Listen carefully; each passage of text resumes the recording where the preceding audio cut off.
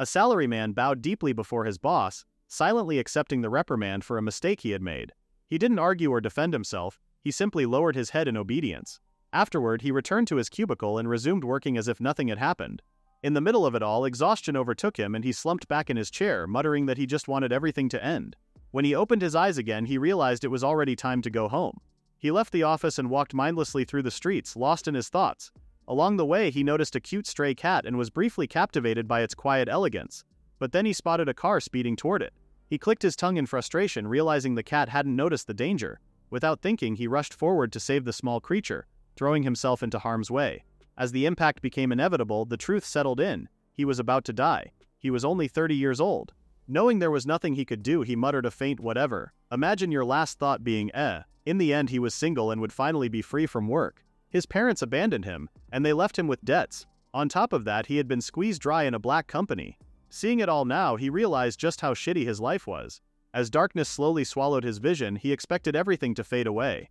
Instead, he suddenly found himself awake again. Voices echoed around him. He had survived. The first thing he saw was a grand and beautiful chandelier, which made him question whether he was in a hospital. Just then, his attention turned to a maid close by who was overjoyed to see that the Withall family finally had their firstborn. The salaryman was surprised, but he listened on. Suddenly, the maid turned to the man beside her, Lord Allen, and she asked if he had decided on a name.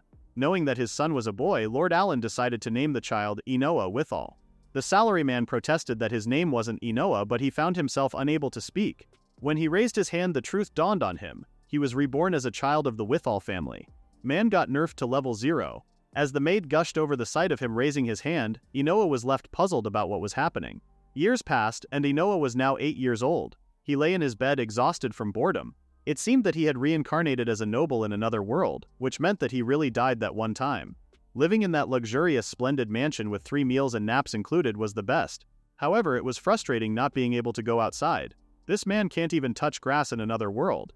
He guessed that the world he was in was full of many incredible things, and the mere thought of it excited him.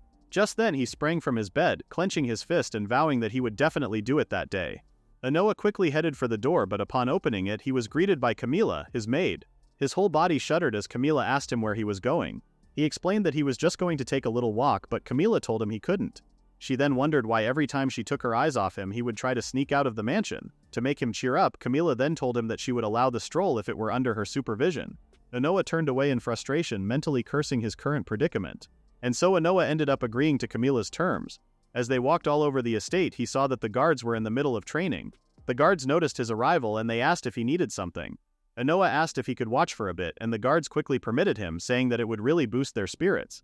Swords, spears, armor, it was like watching a movie.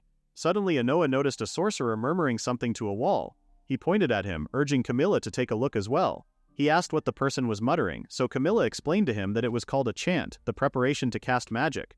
A minute passed, and then 5, and then 10, but the sorcerer only kept on chanting. That chant had more filler than a shonen arc. Enoa wondered if the sorcerer was practicing magic, to which Camila answered, not at all. She explained that he was a first-class mage, the pride of House Wishtal. The more powerful the magic, the longer the chant would take. At that moment, Enoa realized that one couldn't just fire them off one after another like in manga or video games. Just then, the sorcerer used a powerful fire magic called the Great Fireball.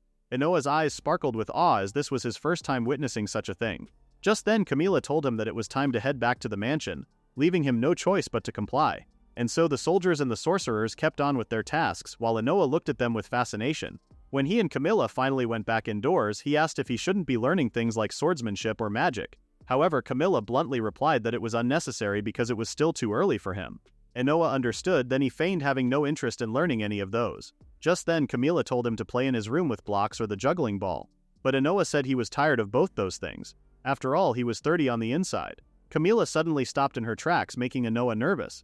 She peered her face close to his, suggesting that she play with him if he liked. Enoa froze, seemingly wanting to refuse her offer. However, Camila touched his face, creepily saying that he was adorable and that she felt like she wanted to eat him up with love. Without wasting time, Enoa bolted away to his room, saying that he felt a huge urge to play with blocks and the juggling ball. Bro saw his life flash again. Camila was surprised by his shyness, but she let him go. When Enoa finally reached the safety of his room, he felt a sense of relief, knowing that it was close. This made him think that he should be more careful from then on. Now that he thought about it, Camila's eyes had always been like that. Just then, he caught himself staring at his reflection in the mirror. which somehow made him empathize with Camila. If he were being honest, it wasn't like he couldn't understand how she felt. After all, he was a beautiful boy with such perfect features, and there was nothing in him to be criticized. He kept on staring at himself, knowing that he was a youth of androgynous beauty. Suddenly, his cheeks blushed red, making him wonder why he was blushing at his own face. He said, "I would simp for me too." Later that night, the chef informed Lord Allen and Inoa that dinner was ready. To Inoa's delight, the food that day looked delicious again. Hearing that, the chef proudly explained that he put in extra effort that day. Inoa immediately took a bite of his food and he was overwhelmed by how delicious it was. Just then, the chef placed a simple meal before a little girl, and it wasn't as grand as the others. The girl smiled upon seeing her food and she thanked the chef. This little girl was named Tracia and she was from the Wishtal family's branch line. That was why the servants treated her coldly. Suddenly, Trezia noticed someone secretly handing her some food from under the table. It was Inoa, and he was signaling her not to say anything. He claimed that he couldn't eat that much, so he wanted to share some with her. He's feeding her like it's contraband.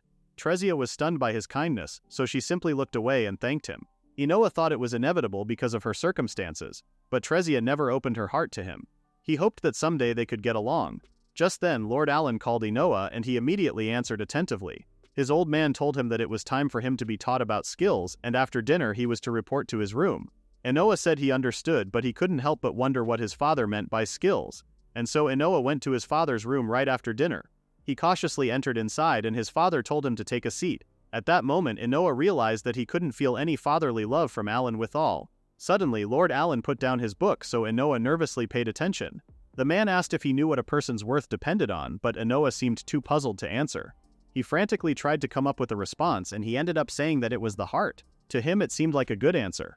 However, Lord Allen's eyes narrowed and he bluntly said no. That was the fastest moral lesson rejection ever. Inoa was mortified and he couldn't make sense of how it was wrong. Just then, Lord Allen revealed that the answer was skills. The skills granted in the evaluation ritual at the age of 12 determined a person's worth, and among them, in the Wishtal family, combat skills were especially valued. Moreover, skills have ranks, and they are divided into 6 levels, from A to F. Lord Allen suddenly peered closely at Inoa, telling him that as a noble of House Wishtal, he must possess an even greater power. He suggested that he didn't need to spell it out for him. Suddenly, Lord Allen stood up, looming over the tiny Inoa.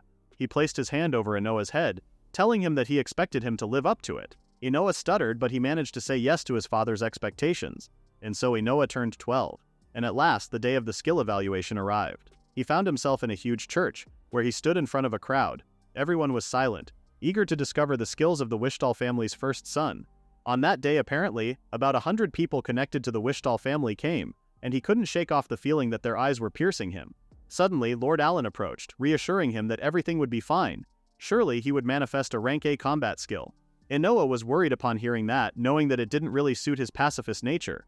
Just then, the priest announced that they would now evaluate Inoa's skill. After casting a spell, it was revealed to Inoa that his skill was camping, which was classified as rank SS. Inoa's eyes widened in awe, and he tried to make sense of it in his head. Now that he thought about it, maybe it was actually the perfect skill for him. However, Lord Allen didn't seem to have the same reaction as him. He was rather infuriated and he asked what the hell was happening. He freaked out over the legendary Boy Scout build. He screamed that it was a trash skill, and on top of that it was even rank SS, not rank A. The priest explained to Lord Allen that this was a classification he had never seen, so he begged to let him check it again. Still, Lord Allen argued that it was useless, which convinced him that there was no need to check anything. Meanwhile, Inoa kept silent even though he knew that SS was above A. Still, he understood his father's predicament since there were no video games in their world, so he didn't find it strange that they were confused. This was the first time he had seen his father lose his composure that much. At that moment, he realized that this was Lord Allen's true face. Lord Allen whined, devastated over the thought that his son had a low classification skill that he had never seen. He even had 2 of those. Lord Allen's servants tried to calm him down, but he argued that he couldn't possibly do that. Just then, in a fit of rage, he pointed at Inoa and cursed him. He claimed that he was a disgrace to House Wishtal, a comment that stunned the poor boy. He's acting like his son downloaded malware. Just then, the priest approached Lord Allen, informing him that there was also another person who must undergo skill evaluation. For now, he wanted to deal with that. Lord Allen finally regained his composure and he agreed with the priest's suggestion. He then looked over at Trezza, asking if she was the other person to be evaluated. As Trezza came face to face with the priest, Inoa recalled that she had endured discrimination all this time because of her status. He hoped that at least she could gain a good skill and get rewarded for it. Just then, Inoa had a realization. If that happened, his position would completely change in one blow. Surely it would. So Inoa prayed that it would be a combat skill. To Tresha's delight, it manifested. It was a rank A skill, and moreover it was the same one the previous hero had, Magic Swordsman. The Gacha god said favorite child located. As Tracia was dazed by the skill given to her, Inoa celebrated her win. The rest of the crowd was shocked while Lord Allen screamed in victory. Inoa quickly ran up to Tracia, congratulating her for having the same skill as the hero. Then to Inoa's shock, Tracia started laughing like a complete psycho. She then recalled that all that time he always treated her so kindly. That kindness he showed her was obvious, and she was sure that he looked down on her. However, as it turned out, the one looked down upon would be him. Oh, she's been plotting. Inoa was taken aback and he tried to defend himself, saying that he never looked down on her. He just wanted them to get along. As Inoa tried to process everything that was going on, he realized that the one who hated him was none other than Trezia. Just then, Lord Allen forcefully pushed Inoa, telling him to stand aside. He then shook Trezia's hand, telling her that she was the one worthy of inheriting House Wishtal. Trezia quickly shifted her demeanor, acting all innocent while she thanked Lord Allen. Suddenly she asked what he would do to Inoa. Lord Allen looked at his son with disgust as he thought of an answer. Just then he announced that he would be exiled to the sacred mountain of Erasmus. He was no longer his son. Disowned over camping is wild. Inoa was stunned, and he desperately tried to look around hoping to find someone to defend him. However, in the end, they only wanted him because he was a noble with talent. Because of that, he decided that if they were going to judge whether he was useful or not, then he would do the same. To him, their house had no value, so he would gladly accept exile. Reverse Uno on the whole bloodline. And so he was abandoned on the mountain called the Sacred Peak of Erasmus. It was perfectly clear that they intended to get rid of him without directly dirtying their hands, which was truly despicable cowardice. As Inoa wandered the vast forest on his own, he thought that if in this other world he was also going to live a life of exploitation, then he would rather die lying out there. Besides, his skill was camping, so he could probably manage on his own. Thinking of that, he decided to try it out right away. He put his palm out in the air trying to summon his skill randomly. He thought about the kinds of provisions he needed, and he also thought about a frying pan, a cooking table, a chair, and a tent. To his sheer joy, everything he envisioned came to life. His eyes sparkled with glee, amazed that they really appeared after merely thinking about them. He summoned a whole Airbnb. The meat looked top quality, and he wondered if it could be because it was rank SS. The vegetables were shining as well, and both the chair and tent seemed very sturdy. He soaked up the luxuries he had, but he still couldn't stop being excited. Just then he stood up to make a fire, since he planned to cook later. He piled up the firewood, and using his skill he tried to create some fire. To his shock, a massive flaming sigil appeared on the ground, glowing beneath him. He was horrified, wondering what on earth was happening. Just then his attention turned to the pile of wood he gathered earlier, and before he could make sense of anything, a massive explosion occurred. The intense force shot up into the sky, shaking the entire forest. The fire he had created was incredibly huge, and it even caused the grass around him to spark. If this kept up, he predicted that the whole mountain would burn. He nearly deleted the ecosystem. Worried about the possibilities, he quickly decided to put it out. He thought of how he could do that, and as he pondered, he realized that he could use a spell to draw out water. Just then, the same sigil as before appeared, but this time it was in the sky. A huge bucket suddenly emerged from the sigil, which stunned Inoa. The bucket slowly approached the raging fire, and at that moment he could already tell what was about to happen. Inoa froze, watching everything unfold before him. As expected, the bucket, filled with water, poured itself over the fire. It managed to solve Inoa's crisis about the fire, but he also almost drowned in the process. He solved the fire and unlocked a tsunami. As the chaos died down, he tried to cough up the water that he accidentally swallowed. He lay hopelessly on the ground, wondering if this camping skill was actually more dangerous than he thought. Meanwhile, in an area overlooking the disastrous effects of Inoa's powers, a gigantic white tiger stood vigilantly. It licked its tongue, seemingly having found its prey. Bro barely survived waterboarding, and now this. After his unfortunate flooding incident, Inoa decided the fastest way to dry off was to use an outdoor fan. It looked smaller than he had expected, and he honestly doubted whether it would be powerful enough to dry him off. However, the moment he switched it on, his cheeks stretched wide from the sheer force of the wind blasting against him. Why is the camping gear military grade? Within moments his clothes were completely dry, leaving him genuinely amazed. Seeing that the ground around him was still soaked, he decided it would be better to relocate his tent elsewhere. To make things easier, he pulled out his magical backpack to pack up his camping gear. He didn't even need to lift a finger because the bag effortlessly absorbed everything into itself. Mary Poppins-type storage. When he finally slung it over his shoulders, he was surprised by how incredibly light it felt. The weightlessness blew him away, and he wondered how it even worked. Just then, Inoa sensed a menacing presence creeping up from behind him. His body stiffened as the realization sank in. Something was behind him. Slowly, he turned around, only to find a tiger approaching him.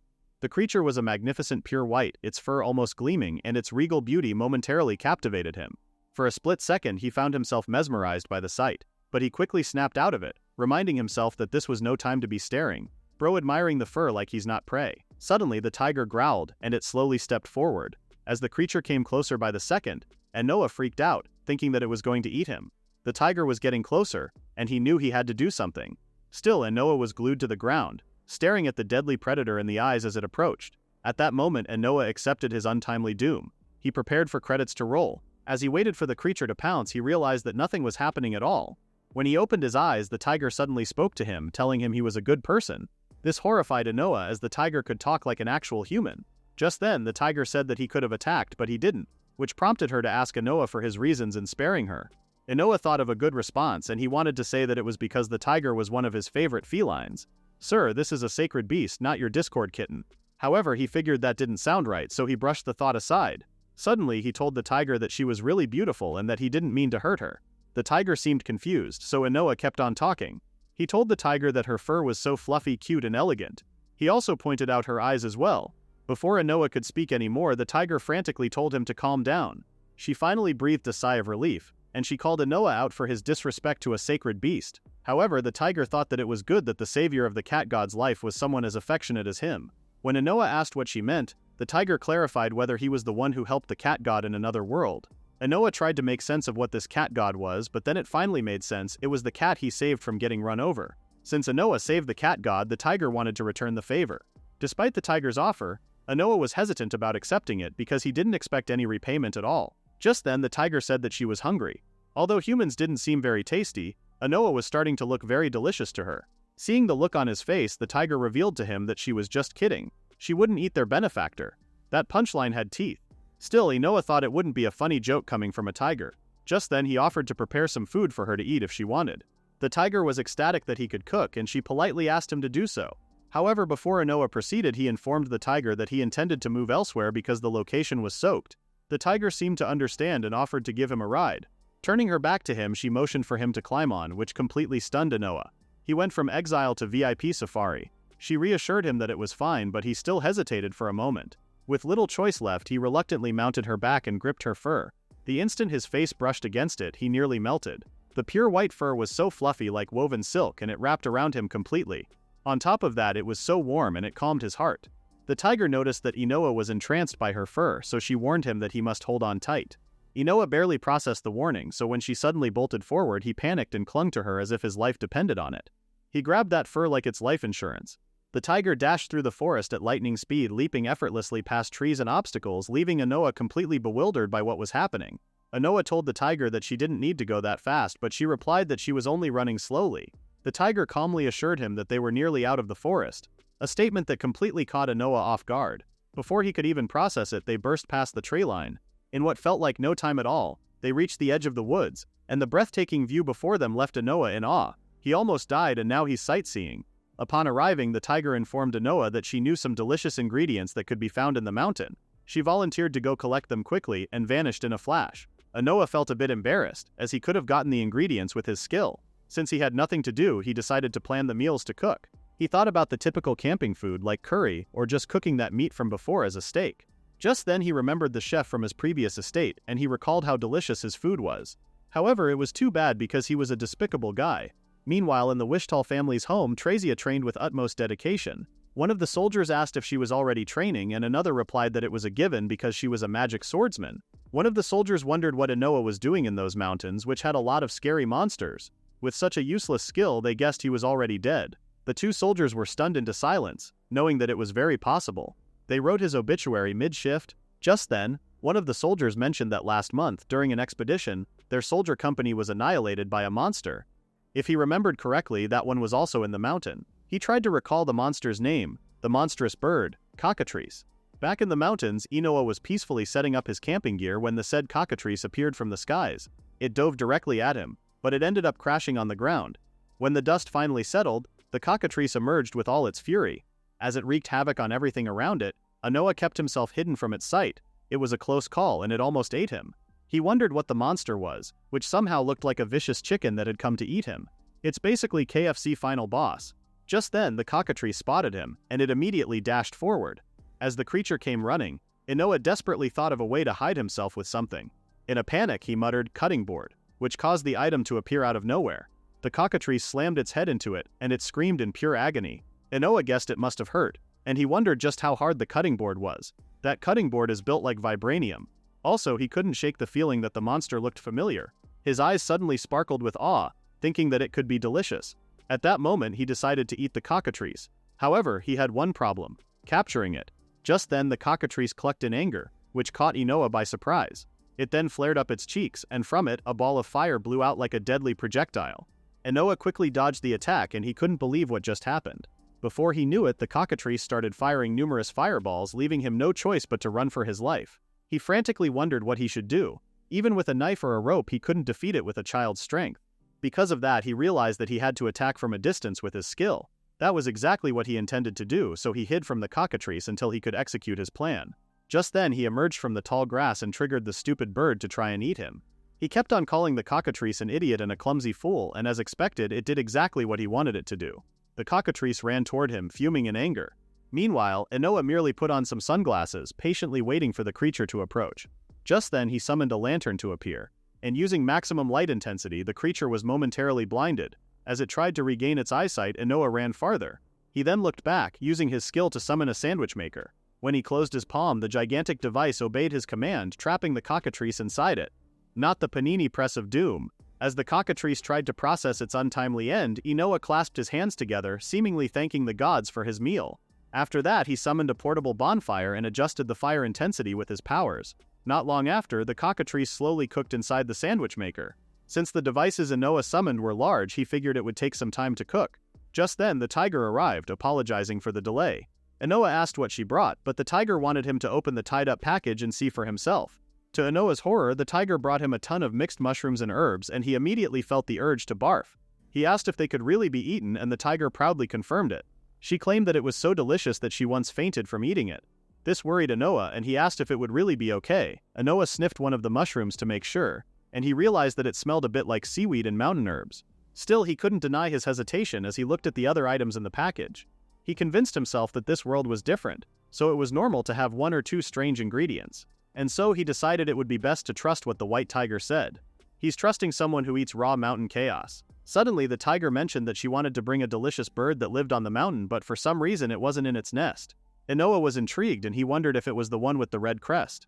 The tiger was surprised that he knew of it, but she was even more shocked that Inoa was already cooking it at the moment. The tiger couldn't believe it, especially since it was hard to defeat. Inoa simply smiled, saying that it was all thanks to his skill. While the meat was cooking, Inoa suggested making another dish with mushrooms and mountain herbs. The tiger got excited, and she wanted to join in. Inoa quickly took out another portable bonfire and placed a pot over it. He added water from the container with the herbs, and he put it on the fire to make the broth. As he waited, he went on to cut the other ingredients. One by one, he carefully sliced the tiger's little haul of mushrooms. When the broth was finally ready, he removed the wild herbs and added the chopped ingredients. He then added an appropriate amount of sake, mirin, and soy sauce, then covered it to boil.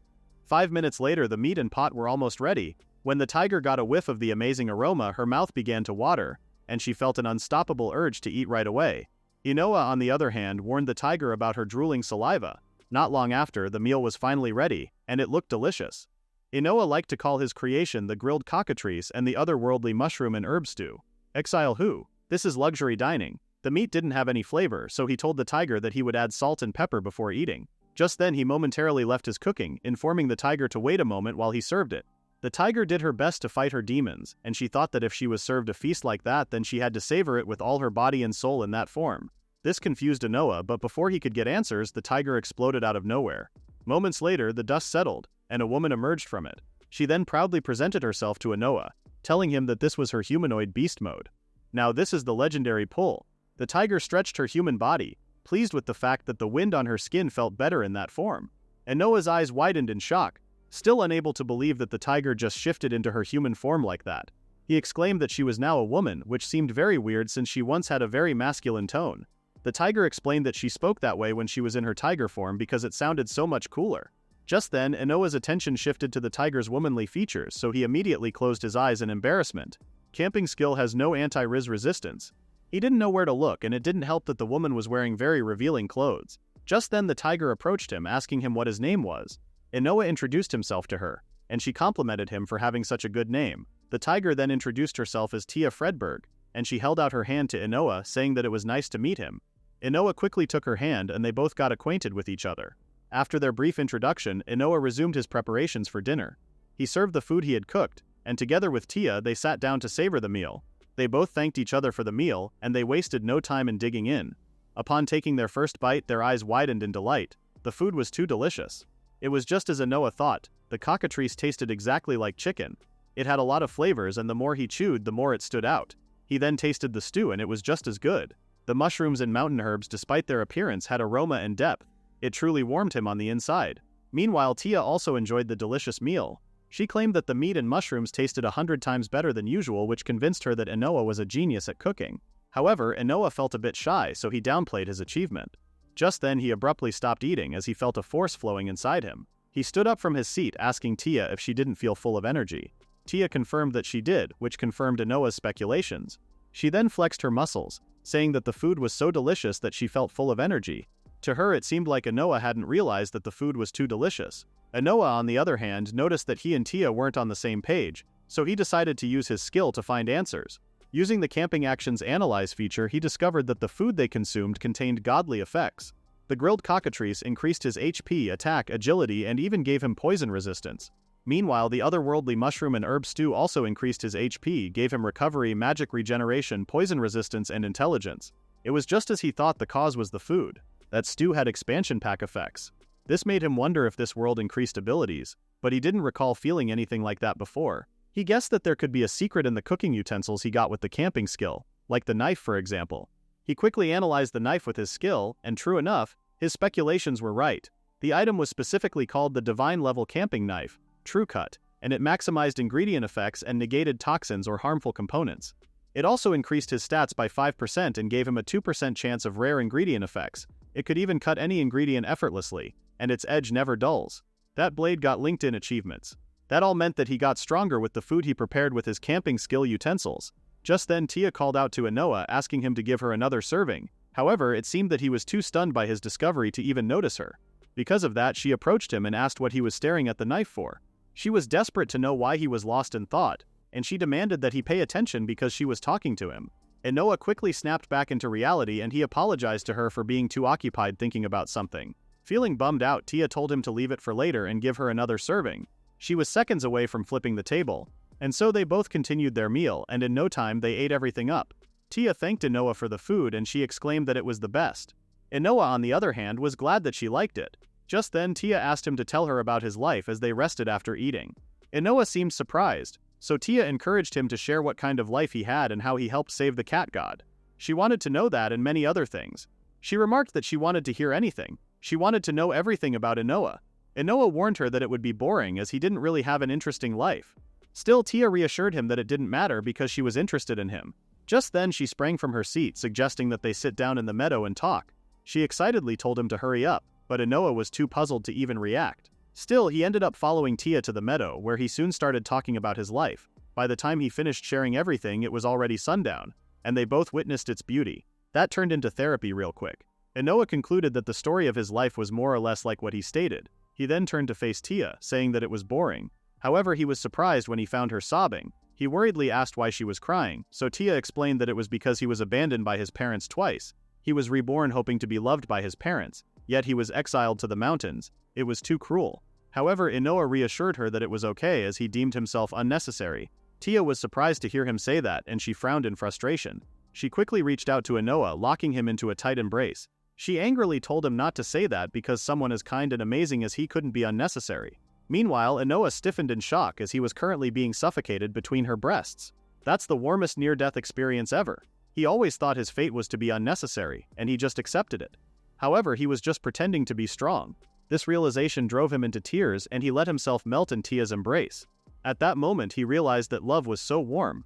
As Inoa sobbed away, Tia panicked and quickly apologized to him. When she finally let go, Inoa desperately grasped for air because he almost choked. Suddenly, Tia said it was decided, prompting Inoa to ask what she was saying. Tia looked back at him with a smile, inviting him to make a contract. She wanted him to become her master. Inoa was stunned, unable to process what she just said. That escalated immediately. As if it wasn't weird enough, Tia elaborated that she wanted him to take care of her like his pet. Inoa frantically asked why she wanted that, so Tia explained that it was simply because she liked him. Tia continued, revealing that she had another reason. Suddenly she appeared behind him in a flash, and at his neck was a dagger he didn't see coming. Tia thought that he was very careless, and if he kept that up he would be killed immediately. She said, "Let me demonstrate real quick." Inoa explained that he didn't have time to use his skill, but Tia argued that he still didn't even know how to use it properly, despite it being an incredible one. That was why she, as his familiar, would protect him. She asked if he understood, and Inoa simply agreed, knowing that she was right. Just then Tia suggested that they perform the contract ritual. She told Inoa to stand in front of her and extend his right arm. He promptly followed her directions, and within seconds a bright light appeared between him and Tia, and just as simply as that, the contract was completed. An emblem appeared on the side of Tia's neck, and the same one could be found on the back of Inoa's hand. Suddenly Tia informed Inoa that he didn't have to speak to her with honorifics, since he was already her master. Just then their conversation was interrupted by a loud roaring noise. In the distance a giant boar approached with incredible speed, and before it was a helpless girl trying to escape. Bro can't digest in peace. Wanting to save the girl, Inoa used his skill to use light magic on the boar.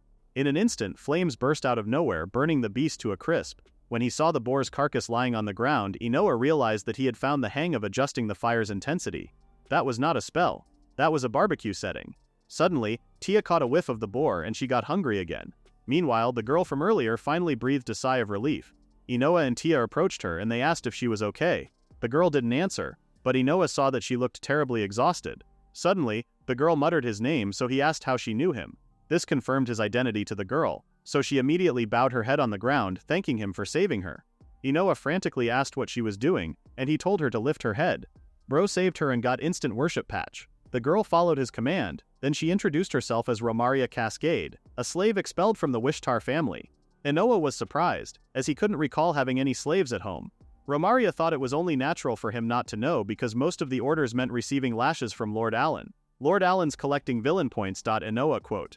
His eyes widened in shock, knowing that she was talking about his father. He fell silent, but then he put his arms around Romaria and carried her. Romaria yelped in embarrassment, but Inoa told her not to worry because he would take her somewhere safe. He advised her not to hurt herself and not to push. Romaria worriedly told him to stop as she was concerned that he might get dirty. However, Inoa only reassured her that if that happened, then he would just take a bath. He then smiled at Romaria, telling her that she would also take a bath. This stunned her because someone of her status wouldn't dare bathe with him. Just then Tia suggested that the three of them bathe together, thinking it would be more fun that way. She suggested it so casually too. However, Inoa called her out for it because it might complicate things further. Suddenly, Tia approached and introduced herself to Romaria. Though Romaria was pretty weak, she mustered the courage to say that it was a pleasure to meet Tia.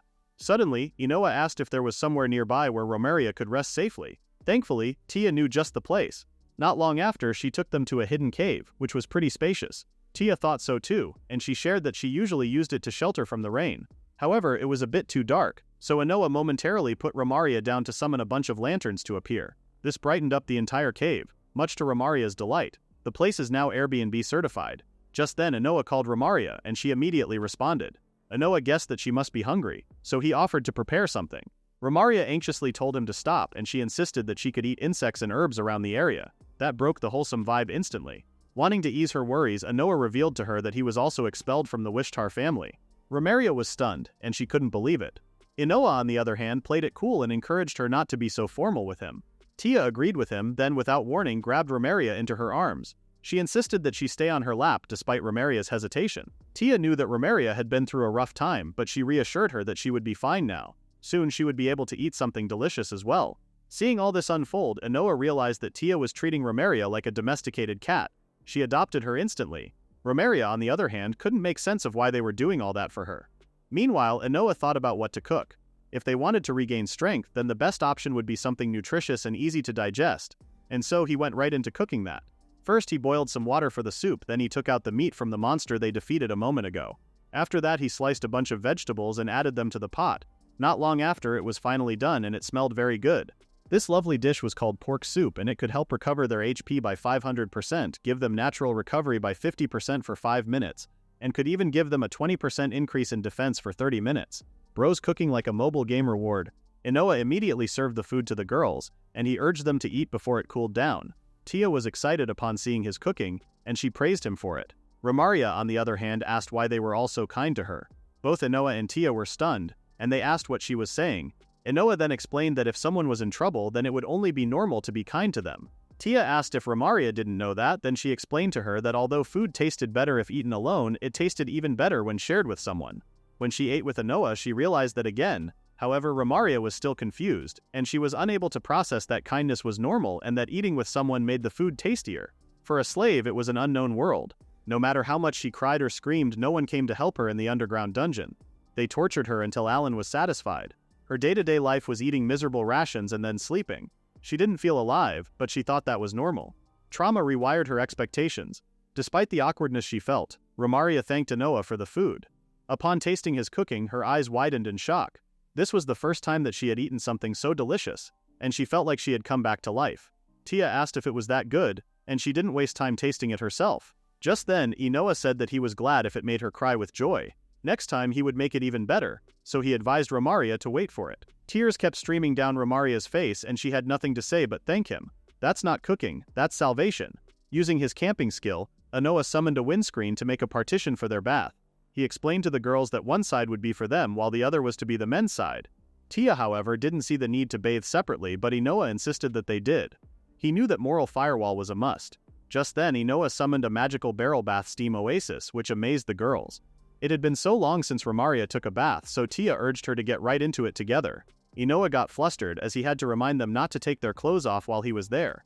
After that, Inoa summoned a bunch of high-absorption towels, and he ensured they would be of top quality. He also got some pajamas with a body temperature regulation function and some amphibious underwear that automatically adjusts to the wearer's size, not the smart underwear patch. Taking out female underwear made Inoa feel guilty, but it wasn't like he had any bad intentions. Tia immediately brushed her face against the fluffy towel, while Romaria expressed her utmost thanks to Inoa. With everything prepared, Inoa told the girls to relax and take their time. The girls agreed with him, and they told him to relax as well. Inoa never expected to be able to get into a barrel bath in another world. Back then, he didn't have any free time, and the only thing he could do was watch videos. Just then he heard a scream, so he immediately went to the girls section asking if they were okay. However, he was surprised by what he saw. Romaria, who was now cleansed of all the filth on her body, was unrecognizable, and that's why we shouldn't underestimate the power of a bath. She got flustered by his sudden appearance, so she dove back into the barrel and caused a huge splash. Inoa apologized for his intrusion, but then he recognized the voice he just heard. It was Romaria. She apologized and explained that she just got carried away, but Inoa argued that he should be the one apologizing. Suddenly, he mentioned that all her wounds had disappeared. Tia then pointed out that when she entered the water, they disappeared instantly. She guessed it was the effect of Inoa's water skill, which somehow made sense to him as well. Romaria had already given up hope that those wounds would ever heal in her life. She cried tears of joy, thanking Inoa for his help. While still looking away, Inoa told her not to worry about it. The important thing was that her wounds healed. That mountain now has universal healthcare. According to his father, it was a useless skill, but in the end, getting his camp skill was the best decision. Just then, Tia expressed her amazement at his ability to create a healing bath. This made her so happy for Romaria. She then poked Romaria's skin, saying that it was so soft and fluffy. She also offered to take off her collar because it seemed to be bothering her. As Tia went on to compliment Romaria for her shiny hair and soft breasts, Inoa couldn't help but be mortified while listening. Girl-to-girl commentary went unhinged. Not being able to take it anymore, he ran out of the area and headed back to his bath. After that, the three of them took their time relaxing in the warm water. Inoa realized that this bath had skin regeneration, which was one of its effects. He thought it was amazing, especially since he could feel his fatigue fading away. Just then he had a realization, so he quickly got out of the bath. He headed to a barren space and there he summoned a barrel sauna to appear. His eyes lit up with excitement seeing that he could summon such a thing. He knew that something like that could cost a fortune. And so Inoa didn't waste a single second and he immediately tried it out. The inside smelled really good, like cypress. He took his time inside, soaking up the warmth of the sauna. Bro turned exile into vacation. When he finally finished, he headed to the next thing on his list, a cold water bath. He made sure to dip his foot first, but he still shivered when he submerged his entire body. After that, he summoned a bench, and he lay on it with ease. He let out a sigh of relief, basking in the feeling of complete relaxation. At that moment, Inoa reflected on past experiences. They evaluated his skill and then exiled him. This led him to meet Tia, and he even fought a cockatrice and met Romaria as well. So many things had happened, and he would have more experiences soon. On the next day, he vowed that he would calmly and freely continue living. Later on, Inoa joined the girls back at the camp. He was going to think about what to do, but Romaria suggested thinking about it tomorrow because it was already dark. Tia agreed, so Inoa decided to summon a tent for them. It was called the Weather Expert, and its effects included complete protection from weather and constant temperatures inside the tent. He also got a magic sleeping bag called Oversleep, which increases recovery speed for stamina and mana by 50%. It could even help the user recover from status ailments while in use. Bro's optimizing REM cycles. When Tia tried it out, she remarked that it was so fluffy and comfortable. Inoa agreed, and he also pointed out how spacious and cozy the tent was. With that, the three drifted off to sleep. Romeria was the first to get knocked out. Meanwhile, Inoa wanted to make the base even more impressive, even though it was already comfortable. Tia, on the other hand, was already excited about the food they would have tomorrow. The next morning, the sun shone brightly at Inoa's camp. As he was busy cooking, Tia checked in on the food, impatiently asking if it was ready yet. Inoa told her to wait a little longer, but Tia complained that she had no energy left due to her hunger. She wakes up hungry every arc. Then, out of nowhere, Tia sprang from her seat, urgently telling Inoa and Romeria to go to her side. The two immediately followed her command, and then, in a flash, a huge explosion occurred. Tia covered them in her arms, keeping them from harm's way. She asked Romeria and Inoa if they were okay and if they weren't hurt, and they reassured her they were fine. Suddenly, the culprit of the attack appeared, and Tia prepared herself for a potential fight. It was a huge dragon who seemed to know Tia, the white tiger. The dragon towered over Tia, fixing her with a menacing stare. She quietly muttered its name, Erasmus, and demanded to know what he wanted. Erasmus scoffed, saying he should be the one asking questions. He wondered why a stranger was camping on her territory. Tia shrugged and said that she was just resting a little. Besides, the mountains didn't belong to anyone. While they exchanged words, Inoa remained hidden inside the cave, cautiously peering out to understand what was happening. The sight of the enormous dragon stunned him, and he questioned whether Tia could truly defeat a creature like that. Acting quickly, he used his skill to check Tia's stats. To his surprise, she was a rank AAA. If it was above A, then that meant she was pretty strong. Reassured, he turned his attention to the dragon's stats, only to freeze when he saw that Erasmus was listed as rank C. That made no sense. The beast looked far too massive and powerful to be merely rank C. If Tia was rank AAA, then she should be able to defeat Erasmus without much trouble. Then his gaze shifted to the dragon's master. The name displayed made his heart drop. Alan Wishtall, his own father. Dad's really outsourcing villain work. Suddenly, Inoa and Romeria felt the presence of Erasmus strike them, causing them to freeze in shock. At that moment, Tia realized that the beast's true targets were her friends. Erasmus confirmed that she was right, and he added that they were offerings to him. He really thought he ordered takeout.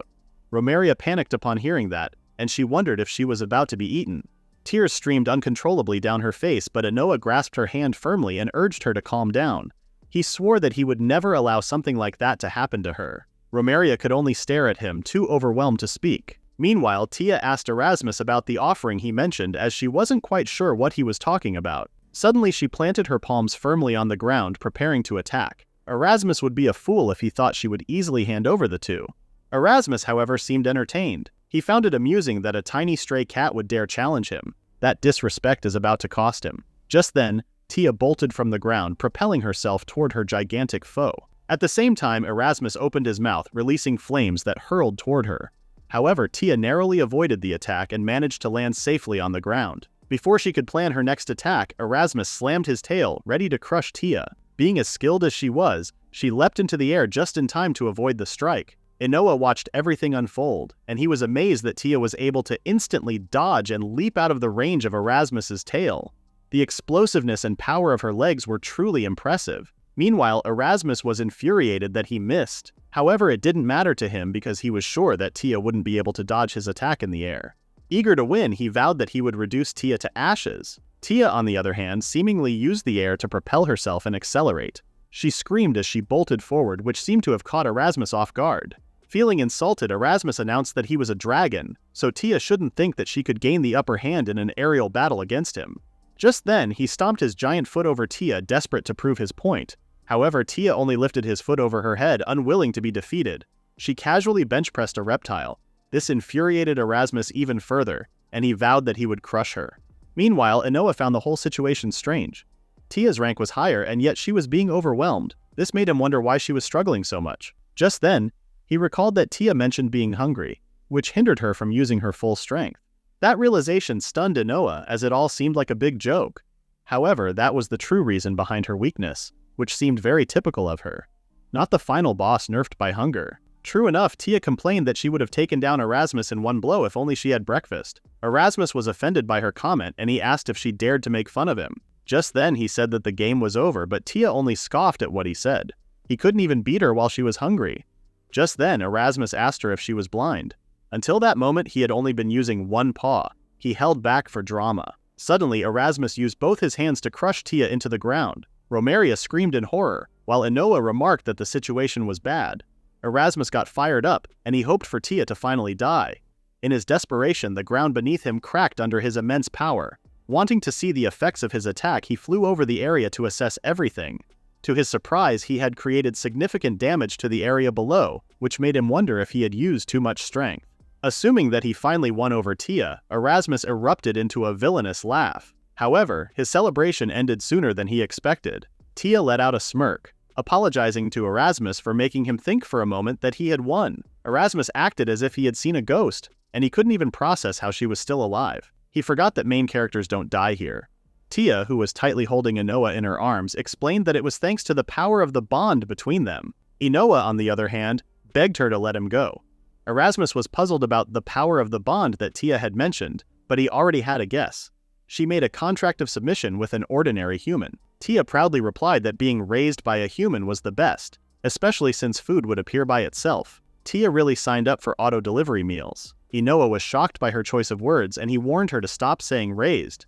Tia then explained that the contract of submission was a special contract, different from the usual kind, with two major effects.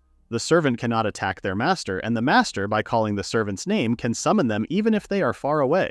Just then, Inoa asked Erasmus if he made a contract with Alan. Erasmus was surprised that he knew about it, but he confirmed Inoa's speculation. In exchange for allowing him to monopolize the resources of the mountain, he signed a contract to take as his own the children who were no longer useful, like Inoa. Inoa finally understood, and it made sense to him why Alan expelled him and Romeria instead of killing them. Dad said recycling program activated. It was so that this dragon could eat them. Suddenly, Erasmus licked his tongue in excitement, saying that human children have soft, tasty flesh. And above all, every time they saw him, they would let out such wonderful screams. While he listened to them, he tore off their hands and feet and ate them little by little. Their anger, their fear, their despair, just remembering the different expressions they showed as they died, made him feel an unparalleled delight. He really narrated his crimes like it's ASMR. Infuriated with all this brutality, Tia screamed that she wouldn't forgive him. Just then, she warned Inoa that she was about to attack Erasmus, but he didn't move. Erasmus was annoyed by the look on Inoa's face, and he asked how he dared show that. He asked Inoa if he was angry, but he didn't get a response.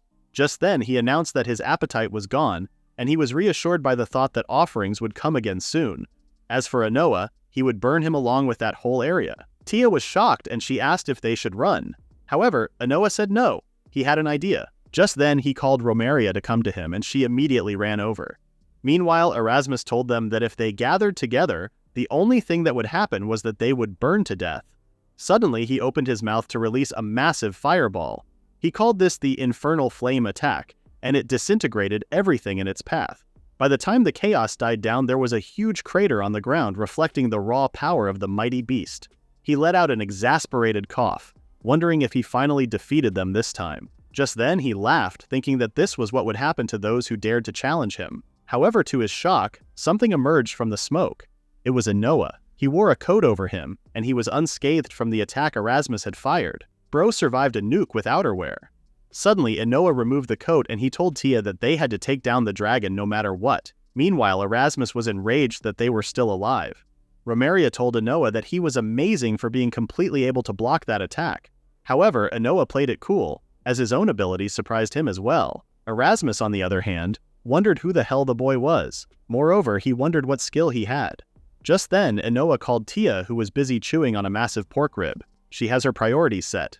He told her that it was time to counterattack since Erasmus couldn't use fire. This puzzled Romeria, so he explained further that after using it the first time, he didn't use it again, even though he had a chance. He didn't know the reason, but he thought he couldn't use it repeatedly. Also, the wide-range flame from before must have drained a lot of his power. Romeria was amazed as his deduction was nothing short of amazing. Tia, on the other hand, smirked upon hearing Inoa's theory.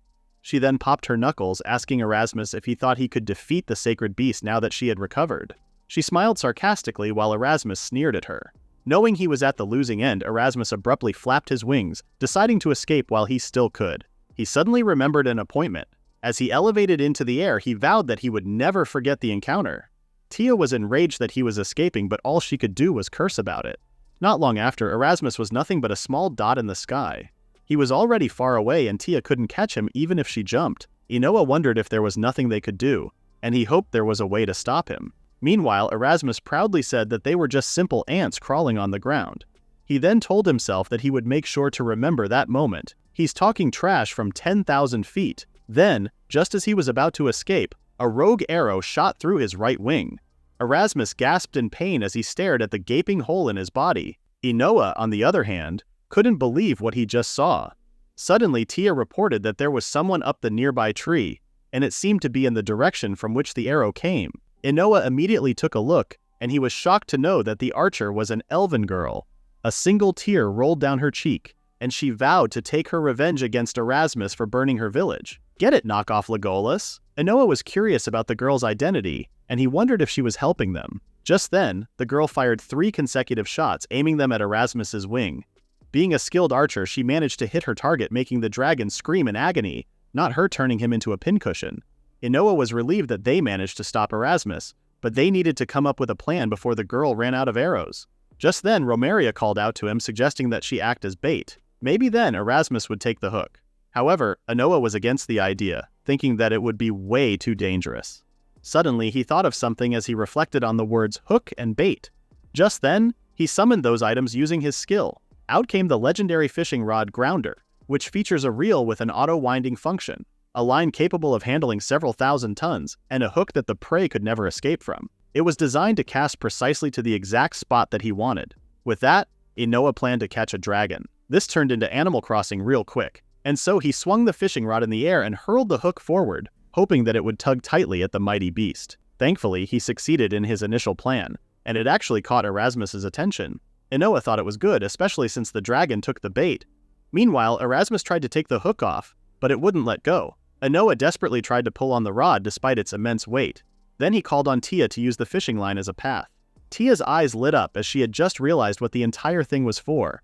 Until she could reach it, Inoa told himself that he wouldn't let go. Seeing him struggle, Romeria hugged Inoa from behind to help him pull. To their surprise, the archer from earlier came running forward, offering to help as well. With that, Inoa instructed the girls to help him pull in a synchronized manner, Erasmus losing to friendship and physics. Meanwhile, Erasmus was puzzled as to why he was being dragged by mere humans. Tia, on the other hand, made sure that Inoa and everyone's efforts wouldn't be in vain. Using the sacred techniques Heaven's Thunderclaw, she attacked Erasmus as soon as she secured the distance between them. That move's name is longer than his lifespan. The mighty dragon screamed in pain and he succumbed to his injuries and fell from the skies. When he landed below, the ground quaked and shattered, bearing witness to Erasmus's defeat. As his body lay motionless on the ground, Tia happily announced to Inoa that they'd finally done it. Inoa laughed nervously, though he had already expected Tia to succeed. Although he did wish she'd stop calling him master, Romeria also celebrated with them, and she happily told Inoa that they did it. At that moment, Inoa realized that Tia still defeated Erasmus even though she was exhausted. Also, she skipped breakfast, so she shouldn't have any status buffs. He checked the stats himself to be sure. But to his shock, the barrel sauna had more benefits than he thought. It only had 1 hour left of its effectiveness, but it increased all his stats by 300%. He finally realized that yesterday's sauna had a buff effect. Until now, buffs were increased by 10-30%, but these numbers were on another level. He won because he moisturized. Suddenly, Inoa's attention shifted to the archer from earlier, who was now crying out of nowhere. As he wondered why she was weeping, Tia teased him for making another girl cry. He immediately apologized to the girl, but to his surprise, she thanked him. If it weren't for him, she could never have defeated Erasmus. Inoa was stunned, but then his expression softened into a smile. He put his hand on the girl's shoulder, telling her that he felt the same and that he was grateful to her. If she hadn't stopped Erasmus, he would have gotten away. Tia chimed in and said it was true, and she also found it amazing how she hit attacks from a distance. Suddenly, Romeria remembered that she hugged Inoa, so she immediately apologized for it. She slammed her head into the ground in apology, but Inoa reminded her not to worry. Someone please give her a therapy arc. Just then, Inoa asked the girl for her name, but before she could reveal what it was, the sound of Tia's grumbling stomach disturbed their conversation. She sheepishly told them to leave the details for later and suggested that they eat together first. Inoa laughed and agreed with the idea, and then he asked what they should eat. Tia was surprised, but then she suggested something wild, eating Erasmus. She said revenge is edible. Hidden deep in the dungeons, Alan forced one of his prisoners to reveal where his daughter was. He whipped the elven man, relentlessly attacking him without mercy. Bro's really running evil ink from a basement. When the elf refused to speak, Alan furiously asked if he would keep his mouth shut. The rest of the captured elves could only watch as their comrade was being tortured. as they too were helpless and in chains. Suddenly, the elven man crashed onto the floor, collapsing from exhaustion. Alan merely scoffed, calling him an idiot. He still couldn't believe that Erasmus burned down the elven village, only to let the best product escape in the end. Still, he felt quite reassured because he still had Erasmus, which meant there were still other ways to make money. Suddenly, Alan burst into a villainous laugh, wondering which place he should have his dragon burned down next. Unbeknownst to him, his beloved Erasmus was being grilled nicely. He went from menace to medium rare. Despite Tia's excitement, Inoa explained to her that it still needed a little more before it got fully cooked. She argued that she could eat it raw if she wanted, which didn't surprise Inoa because she was a tiger after all.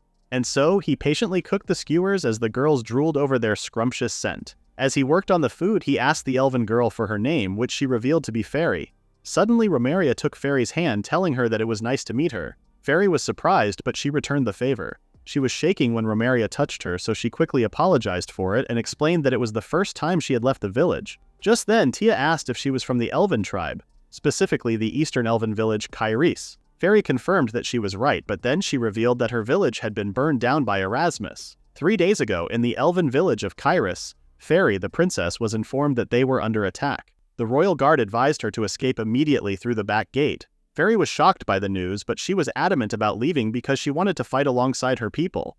However, the royal guard told her that he would only say it once more. She had to escape. He reminded her that they had the duty to put the princess's life above all else. Fairy wanted to plead her case, but she was stunned into silence when the royal guard kneeled before her.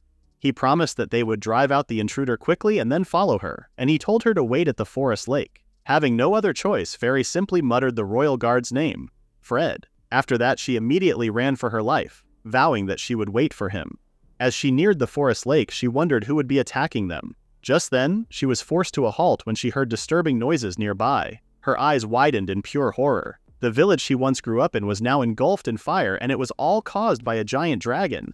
It didn't take long for the entire village to be reduced to ashes, and the dragon left shortly after. Fairy wondered what to do, seeing that the village was being burned down by the dragon. She knew she had to help, but if she went back, she would only be a burden. Just then, she remembered Fred, and she was reminded that at times like those, she must stay calm. And so, Fairy lifted her head, telling herself that she had to trust and wait. That night, the skies cried along with Fairy, whose heart was aching at the thought of everyone she knew in that village. Nature's supporting the character development. The very next day, she went back to her village but found no survivors. Seeing the aftermath of the dragon's brutality, Fairy declared that she was the princess of Kairis, and to the enemies of her people she would give vengeance.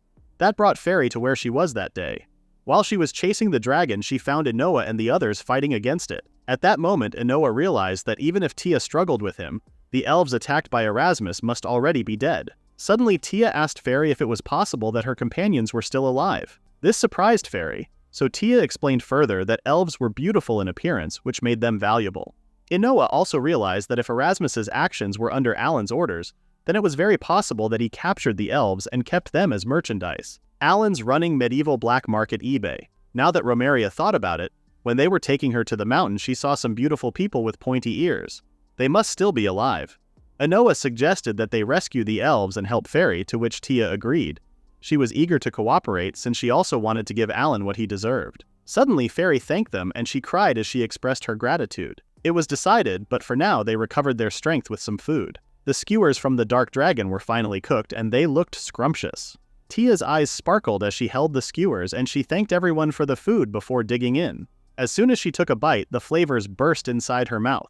Romaria and Fairy quickly tasted it for themselves, and as expected, it was very tasty. Inoa also took a bite, and he was amazed by the flavor that he had never tasted before. He quickly looked into its effects, and it wasn't bad at all. The evil dragon meat skewer increased their vitality limit, attack power, and defense power by 10%. It also increased their fire resistance by 80% and gave them 10% auto regeneration, which could last up to 30 minutes. On top of that, it slowed their mana consumption by 15% for 20 minutes. The first time they ate the pot and the whole roast, the boost applied to the meal as a whole. However, evil dragon meat gave this boost per skewer, so the cost benefit was unmatched. Bro's reading nutrition facts like it's a spellbook. Inoa knew that if they were going to fight Alan, they had to eat plenty and grow stronger. He quickly gobbled up a weird part of the skewer to grow stronger, but to his shock, his skill leveled up to 2. He couldn't believe it. He suspected that the skill was already strong on its own, but he didn't expect it to evolve. He ate mystery meat and evolved. As Tia enjoyed the rest of the skewers, she noticed that something seemed to distract Inoa, so she asked what was wrong. Inoa didn't answer, and instead he told the girls to stay away from him and not move. The girls followed his orders and they stood still and watched. Meanwhile, Inoa clasped his hands together, trying to summon something using his skill. It looked like it was going to take some time to appear, and he suspected that it was because of its complicated structure. Then, out of nowhere, a wooden cabin appeared out of thin air and landed on the open space before him.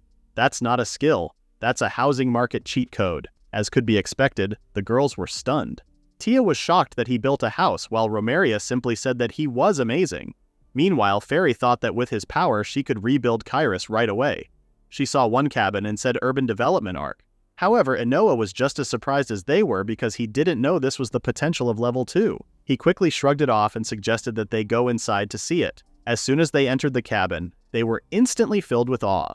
It was fully furnished with new items, and it even had a high ceiling, huge windows, and a wooden stove. Every little detail Inoa had in mind had been included, making it the perfect wooden cabin. Tia immediately checked out every corner she could find, and her first victim was the refrigerator. The box intrigued her, and she was surprised to see that it was freezing inside. Fairy, on the other hand, aimed her arrow at the fridge and warned the girls to step back. She suspected it was some kind of ice attribute monster, so Inoa informed her that it wasn't. Imagine explaining electricity to them.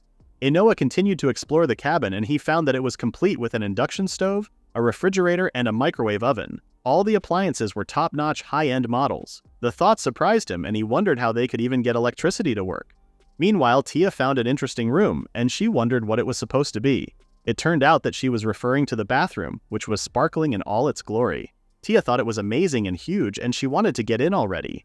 Romeria mentioned that it smelled like fresh wood, while Fairy remarked that it gave her such a calming feeling. Suddenly, Tia took her top off, urging the others to get in together because they just sweated a lot after that fight. That tiger has no shame stat. However, Inoa stopped her because he hadn't filled the tub with water yet. In the end, the wooden cabin was still just a house, so the water that came out was only normal tap water, though he didn't have any idea what made it have plumbing. Suddenly, he thought about summoning a magic steam drum bath called Oasis, some wood, rope, and a chisel. First, he carved a notch at the top of the wood and he fit a small steam oasis inside.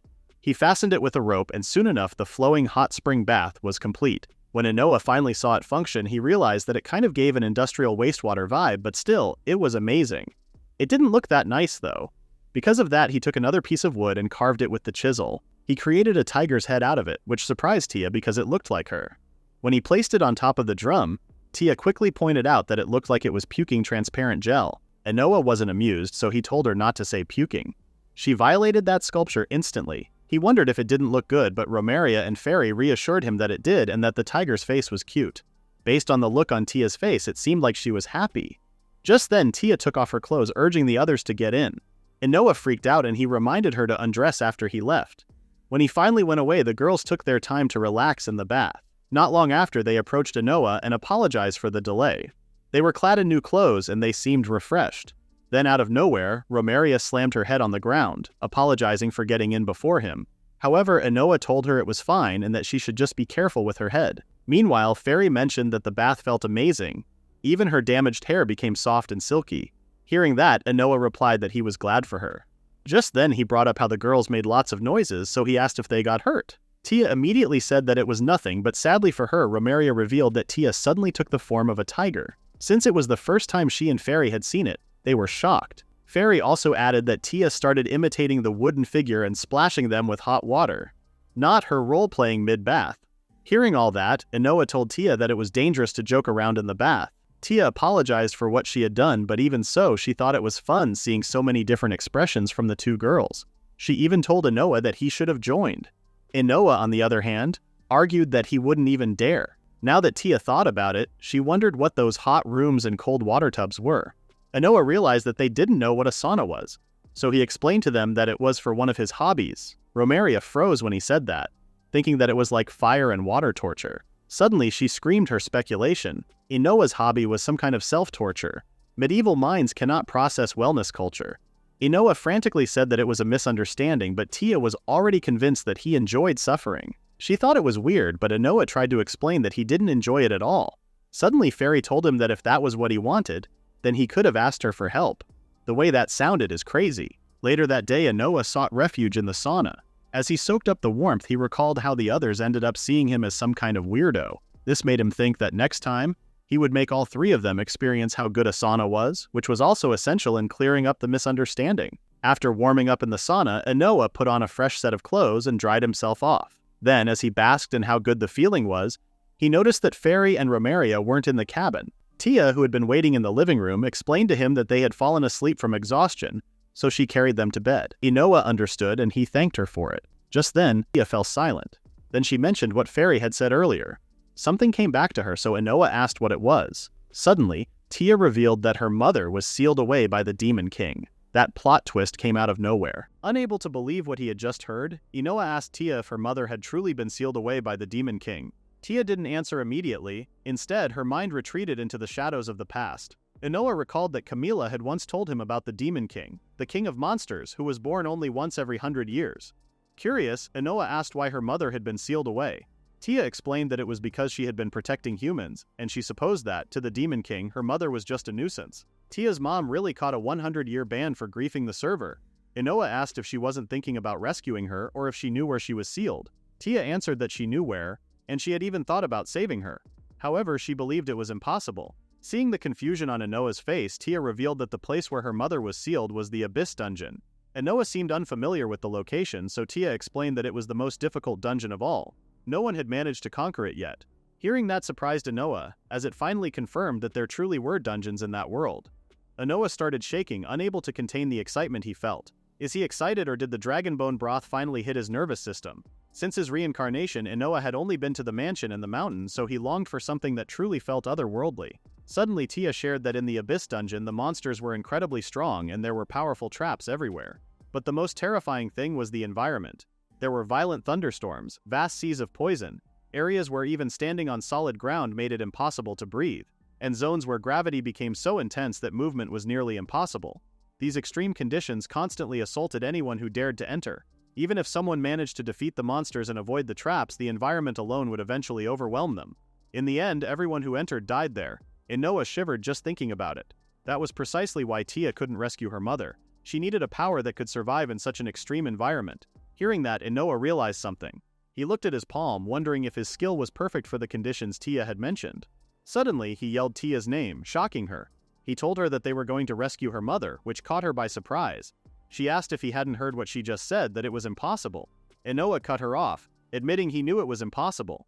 However, if they kept getting stronger and combined his skill with her power, it might just work. Tia gasped in surprise, realizing he was right. With Inoa's camping skill, it might actually be possible. Imagine being a literal demon king and getting defeated by a guy with a North Face tent and a Coleman stove. Inoa confirmed that was exactly what he thought. If he raised the level of his skill, he was sure he would be able to summon much more powerful items. With those, he could create camp items so strong they could withstand the Abyss Dungeon's environment.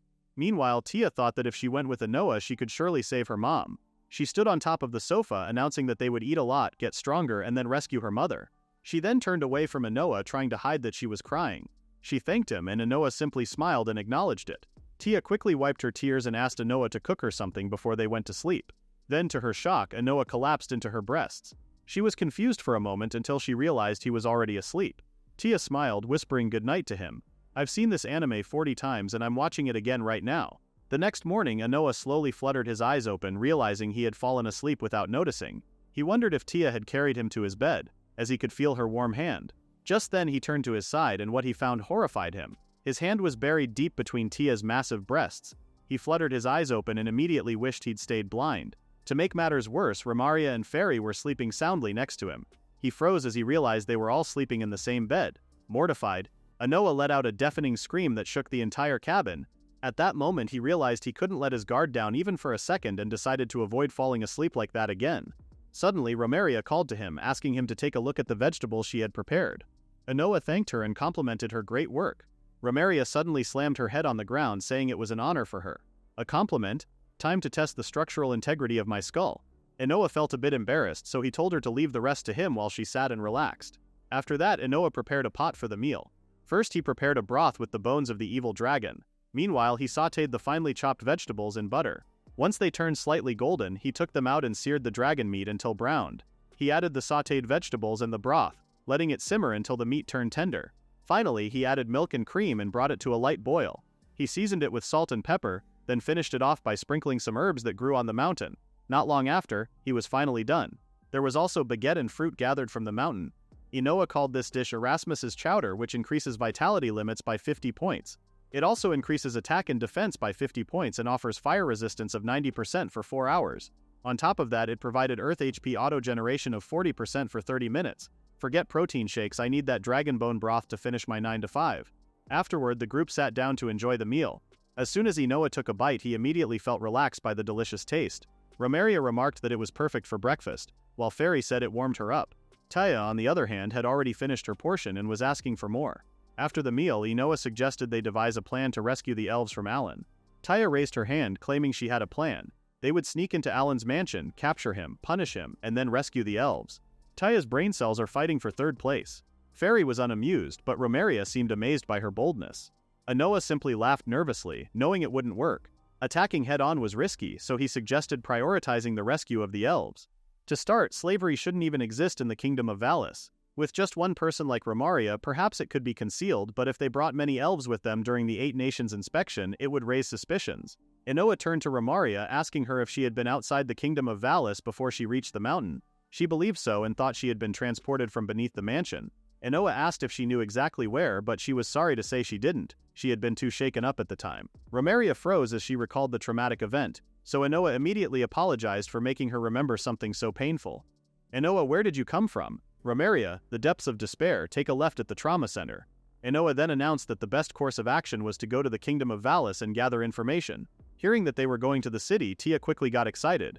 Though it was a little scary for Romaria, she agreed to go wherever Inoa went. Fairy confessed that this would be her first time going to a human city.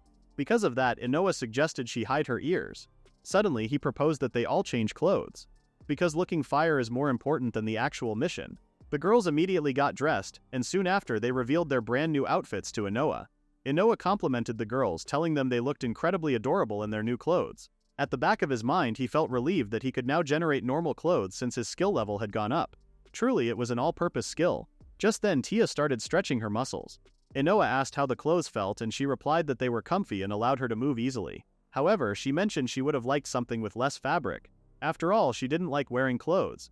When the gym rat refuses to wear anything but a stringer tank top. Meanwhile, Romaria felt uneasy wearing such wonderful garments and asked Inoa if she could really keep them. Inoa reassured her that she should, as they looked amazing on her. Tia, wanting to be complimented as well, modeled her outfit and asked for Inoa's opinion. Inoa became embarrassed and simply confirmed that they looked fine. Suddenly, Romaria felt self-conscious, thinking it was such an honor. Normally, she noted, even the tiniest scrap of cloth would have been enough for her. Inoa was bewildered by her statement and asked what she meant by that. She's literally just happy to have sleeves. The bar is in the basement. Just then, Fairy told everyone that until that moment she had only ever worn the traditional garments of elves. Because of that, she was happy to wear something different for the first time. Inoa was glad she liked it and complimented her, saying she looked amazing. Tia wasn't one to stay on the sidelines, so she quickly pointed out that her clothes were tight. She fluttered her chest open, asking how they looked. Inoa was unamused and told her it would be easier on the eyes if her clothes were a little looser. Inoa's eyes are doing parkour, trying to look anywhere else. Next, he asked Fairy if all elf women wore the same outfit as her. Fairy explained that the outfit was passed down from princess to princess, so only she could wear it. Imagine being a princess and your only inheritance is a damp dress your great-great-grandma wore to a war. She then mentioned the outfits she had seen other people wear, wondering if that was truly the fashion of this world.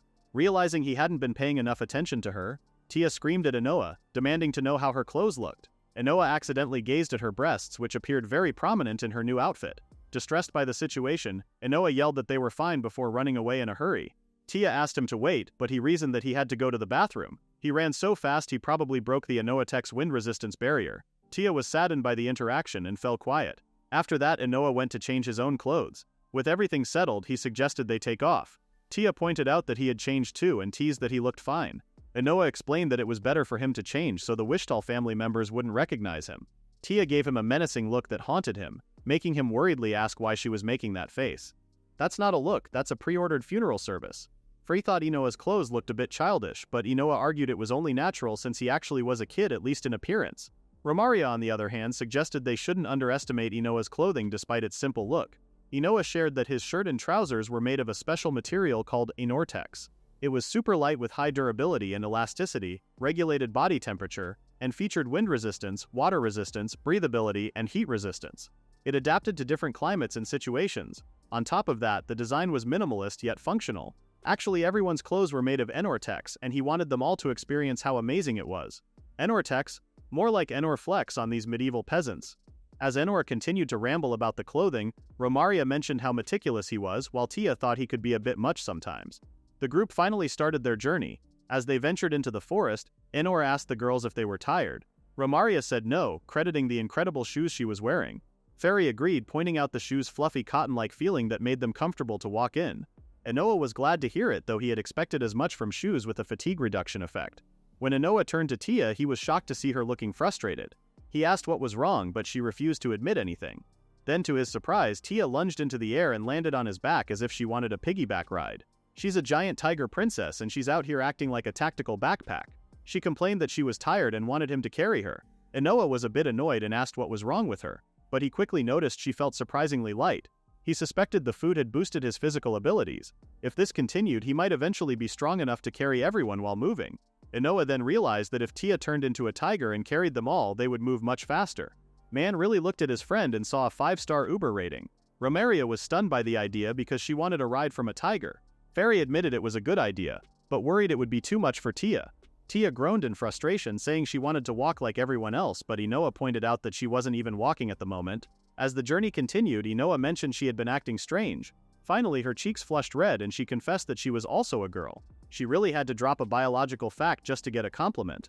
The bar is in hell. Inoa looked at her with confusion, which made Tia more self-conscious. When he turned away as if it didn't matter, Tia got annoyed and called him an insensitive idiot. She started strangling him in frustration, causing the other girls to warn them to be careful. Having had enough of Inoa's insensitivity, Tia finally explained that she also wanted him to tell her that her clothes looked good and to worry if she was tired. Inoa, surprised by the confession, explained his reasons. He told her that if he commented too much on how her clothes looked, it might be considered sexual harassment. Tia had no idea what that was, and asked if it was something she could eat. Inoa trying to explain HR policy to a tiger girl is the peak of comedy. Inoa continued, saying he knew Tia wouldn't get tired from a simple walk. He trusted her and her strength, which was why he didn't ask. Inoa's words rang through Tia's mind, leaving her dazed. Inoa apologized for bothering her, but she didn't seem as bummed as before. With a cheerful tone, she told everyone they would get to the city in time if she ran seriously as a tiger. Inoa was stunned by the sudden shift, realizing she had just been in a bad mood earlier. At that moment, he realized that no matter the world, women were truly complicated. Women aren't complicated, Inoa. You just have the social awareness of a potato. Tia transformed into her tiger form and urged everyone to hop on. Not long after, they finally reached the kingdom of Valis. Inoa was in awe. It was his first time seeing a city in this world. Fairy was amazed by the thriving city and the crowds of people. Fairy is looking at the crowd like she just opened 400 tabs on a laptop with 2 GB of RAM. Tia then told the others that if they wanted to gather information, they should head to a place she knew, the Adventurers Guild. As the group headed to the guild, Tia found herself distracted by the sight of delicious food. Inoa asked what she was doing and reminded her that they had to go to the guild first. Suddenly, Tia took a piece of meat from one of the stalls, thanking the vendor for the food. However, the vendor quickly pointed out that she hadn't paid yet. On top of that, she couldn't eat the meat raw. Money is just a social construct that Tia refuses to acknowledge. After settling the commotion caused by Tia, the group finally arrived at the Adventurers Guild. As they stared at the building, Inoa couldn't help but feel nervous. Finally, they mustered the courage to enter. To Inoa's surprise, the whole place was bustling with life, filled with adventurers left and right. Adventurers were chatting over pints of ale, and others were looking at quests pinned to the board. His entry was immediately noticed. One of the men warned that it wasn't a place for kids. Some of the adventurers called out to the girls in Inoa's group, asking them to come over for a drink. However, the adventurer's companion only laughed, thinking a kid wouldn't understand how delicious liquor was. Another adventurer teased Inoa and the others, calling them kids who should go home and drink their mommy's milk. In no time, the entire guild was mocking Inoa and his group, and they quickly felt overwhelmed. They're laughing now, but they're about to be featured in Inoa's next soup base. Fairy was unfazed, but she pointed out that the men were making fun of them. Tia, on the other hand, started to growl in frustration. Inoa stopped her, reminding her that she had to hold it in, although he understood how she felt. If they made a scene, it might reach Alan's ears. Just then, an adventurer dressed in fine armor pointed at Romaria, calling her a black-haired girl. Romaria shivered in fear as the adventurer recalled that she had been a slave of the Wishtal family. He's dressed like a hero but talks like a middle school bully on Xbox Live. He asked what she was doing there, then mentioned how useful she had been back when she was a slave. Hearing all of this caused Romaria's repressed memories to resurface, making her freeze on the spot. Having had enough of the adventurer's disrespect, Fairy and Anoa shielded Romaria. She muttered their names in concern, worried about what might happen next. The adventurer mockingly asked Anoa and Fairy if they were upset. Meanwhile, Anoa analyzed the man's demeanor and manner of speaking. Without a doubt, this guy had the information they wanted. Then out of nowhere, Tia appeared in front of the adventurer in a flash. With lightning manifesting throughout her body, she told him that he had been rambling for a while now. She's not just a tiger, she's a literal Pikachu with anger issues. Still, the adventurer stood there nonchalantly, seemingly unbothered by Tia. Suddenly, Tia pointed at him with conviction, asking who the hell he was. The onlookers were stunned, their eyes widening with curiosity over what was about to unfold. The other adventurers then told the group that the man they were messing with was Dominic, a D-rank adventurer from the guild. Dominic took pity on the kids before him and told them to go home before they got hurt. He chuckled, saying they simply didn't know him well yet. Then his gaze turned serious, and he demanded that Romaria answer his question. Why was a slave at the guild? Anoa and the rest of the group refused to answer, but their stares were deadly. Anoa quickly glanced at Romaria and thought that for her sake they should maybe back off for now. Anoa acted innocent, saying he didn't know what Dominic meant. He suggested there must be a mistake, but Dominic cut him off, saying there was no mistake. Romaria had the same smell. Anoa was stunned.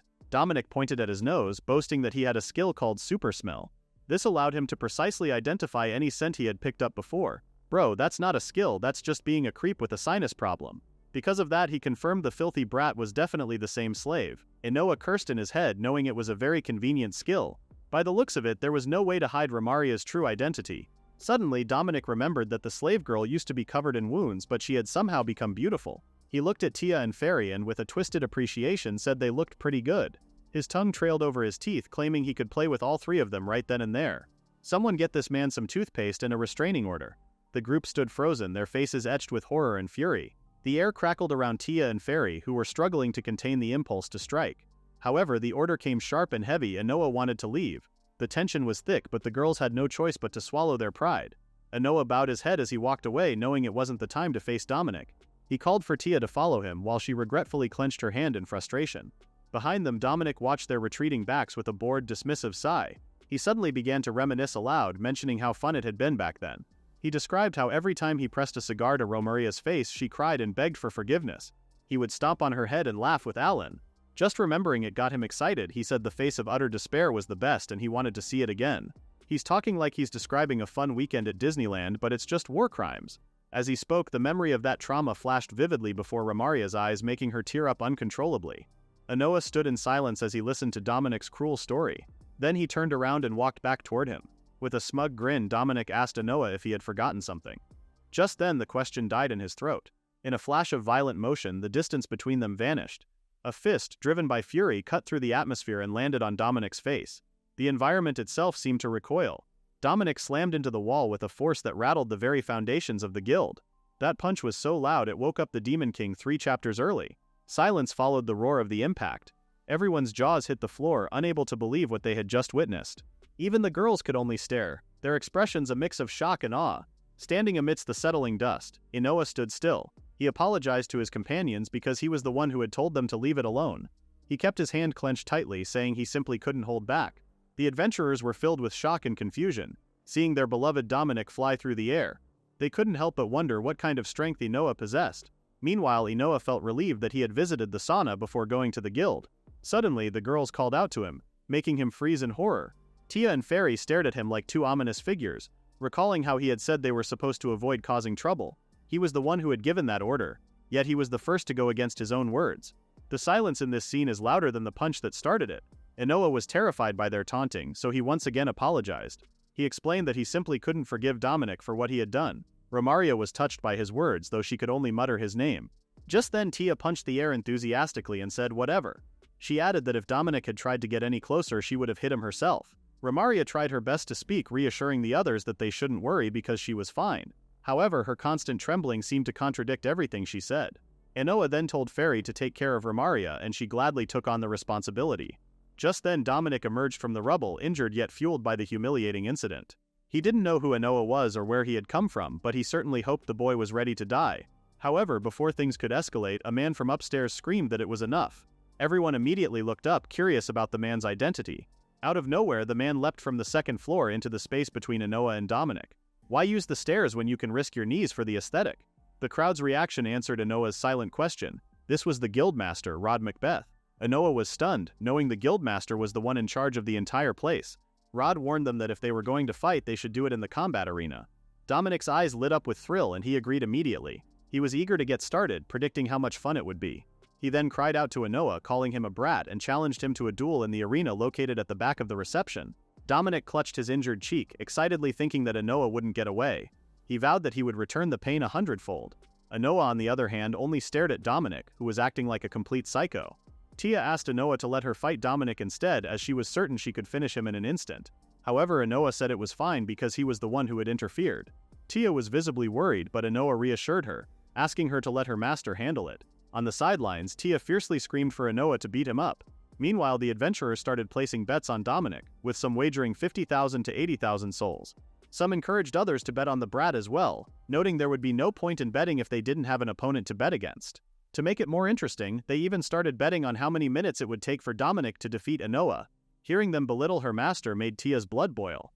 Dominic's fan club is about to experience a massive market crash. In the arena, Dominic mentioned how naive the people around them were. From that earlier strike, it was already obvious to him that Inoa wasn't weak. Because of that, he wouldn't underestimate the boy. Instead, he intended to crush him with all his strength. After that, he wanted Inoa to hand over the slave. He licked his teeth like a predator, tauntingly sharing that he felt like playing with her again. Seeing the horrified look on Romaria's face, Inoa couldn't help but feel an intense flow of fury. He retorted, asking what would happen if he were the one to win. Dominic only scoffed and erupted into loud laughter. Wanting to settle things, he recollected himself, and promised to obey anything Inoa asked if the boy succeeded. Suddenly, Dominic planted his foot firmly on the ground, preparing his stance. A flurry of energy erupted from his body, shooting toward the sky like a tornado. Aching to avenge himself, he screamed that there was no way he would let Inoa win. Seeing the sheer power radiating from his opponent, Inoa wondered if he was seeing magic. A dark, pulsing energy began to coil around Dominic's limbs like a living shadow. His muscles surged and swelled beneath his armor, shocking the crowd. One spectator suspected he was using body enhancement magic, which seemingly confirmed that Inoa was as good as dead. Body enhancement magic is just fantasy steroids. Change my mind. Meanwhile, Rod carefully observed the fight. He knew Dominic was a cunning man who finished off his targets carefully, which was why he had been nicknamed Dominic the Golden Crow. The sheer pressure of Dominic's mana began to overpower the arena, a silent testament to the danger he posed. He prepared to swing his sword, screaming that Inoa would regret picking a fight with him. With a speed that defied the weight of his plate armor, Dominic moved like a predatory bird. He swung his sword with a force meant to end the encounter in a single stroke. It was so fast it appeared as a mere slash. Inoa froze as he witnessed the attack slide past him. It was so powerful that it reduced the wall behind him to rubble. Dominic laughed, boasting that he would first block all possible escape routes. Meanwhile, Inoa kept quiet, trying to brainstorm a plan to defeat his opponent. If Dominic used body enhancement, then he should too, but he planned to use something much more powerful. A strange, pulsating object appeared in his palm, a fleshy, veined mass set to defeat Dominic. Fury wondered what it was, while Romaria had no idea. Tia remarked that it looked like a heart, her eyes twinkling as she thought it looked delicious. Just then, Inoa summoned the true-cut knife, but he didn't use it to strike Dominic. Instead, he made a single clean cut through the heart-like object. The flesh parted effortlessly, revealing a glowing core nestled within the muscle. Without a moment of hesitation, he plucked the core and swallowed it. Imagine being a villain and your opponent stops to eat a beating heart mid-fight. Inoa held his chest tightly, screaming that something was burning within him. Romaria started to worry, seeing that there was something wrong with him. Fairy also noticed that he looked like he was in pain. Tia thought there was no way it was a serious injury and suspected instead that he had food poisoning. She figured it was a bad idea for a human to eat raw entrails. Meanwhile, Dominic noticed that Inoa had started acting strange and wondered what was wrong. The core of the evil dragon, now with 100% of your daily recommended dose of trauma. The boy was full of openings, and Dominic guessed that he had lost the will to fight after realizing he had no chance of winning. Dominic shrugged, saying whatever to himself. In the end, someone who was about to die didn't matter to him. He suddenly swung his sword and in a split second sprinted towards Inoa. He announced his arrival and simultaneously unleashed the destructive slash attack. The strike was a vertical blur of light and steel that shattered the air. A massive shockwave ripped through the hall, enveloping the arena in dust and jagged splinters. Romaria worriedly screamed Inoa's name, her face frozen in pure horror as he vanished within the wreckage. Dominic stood over the smoking crater, looking down at the devastation with disappointment. Then the dust shifted. Dominic's smirk died instantly. Inoa was still there, standing at the center of the crater, holding the massive blade back with a single bare hand. He hadn't just survived the strike, he had caught it. Catching a magical sword with a bare hand is the ultimate ratio move. His appearance had fundamentally transformed. A jagged crimson horn sprouted from his brow and his eyes had shifted into reptilian slits that glowed with a predatory gold. Scales crept up his skin like living armor and a thick, powerful tail lashed behind him. He looked less like a boy and more like a dragon hybrid. He went from Gap Kids to Monster Hunter World in 3 seconds. The onlookers watched in stunned silence, seeing that the kid was still alive. They were in shock, refusing to believe that he had blocked such a powerful attack. They also noticed the terrifying change in his appearance. Dominic couldn't believe that this little boy had blocked his destructive slash, and he had no idea how it was possible. Suddenly he noticed the piercing gaze from Inoa's reptilian eyes, which made him back away in fear. He wondered what this boy had become, unable to shake the feeling that something was very different. Panic set in, and he scrambled backward to put distance between them. Nothing says I messed up like your opponent's pupils turning vertical. Romaria wondered if it was still Inoa, and Fairy thought it was possible. However, Tia pointed out that there was something strange about him. Meanwhile, Inoa analyzed the upgrades he had equipped. Upon seeing the information on his screen, he noticed that Analyze Level 2 showed more details. At the center of the heart found while dismantling Erasmus, there was a part called the Core of the Evil Dragon. Originally, he had planned to use it during the battle with Alan, but he was too curious to see what kind of effect it would have. He just couldn't resist. He clenched his hand tightly out of pure excitement, thinking about how he had gained the power of an evil dragon. Even though he had neutralized the poison with True Cut, it seemed that the side effects after the power ended would be unavoidable, so he knew he had better finish the fight quickly. He's literally the only person who can sushi grade his way into a power-up. Suddenly, Dominic sprung back into action. He gripped his sword with both hands, claiming that with his ultimate technique he would finish the duel with a single blow. He channeled his remaining strength into a deafening scream, wanting to end Inoa once and for all. The intense force coming from his attack shook the entire arena, making the spectators cling to their seats. One of the spectators couldn't believe that he was actually going to use this technique, as it would surely collapse the entire arena. The ground beneath them cracked open due to the sheer force of Dominic's power, but he didn't dare stop. He performed the Grand Destructive Slash attack, which he was certain would finally kill Inoa.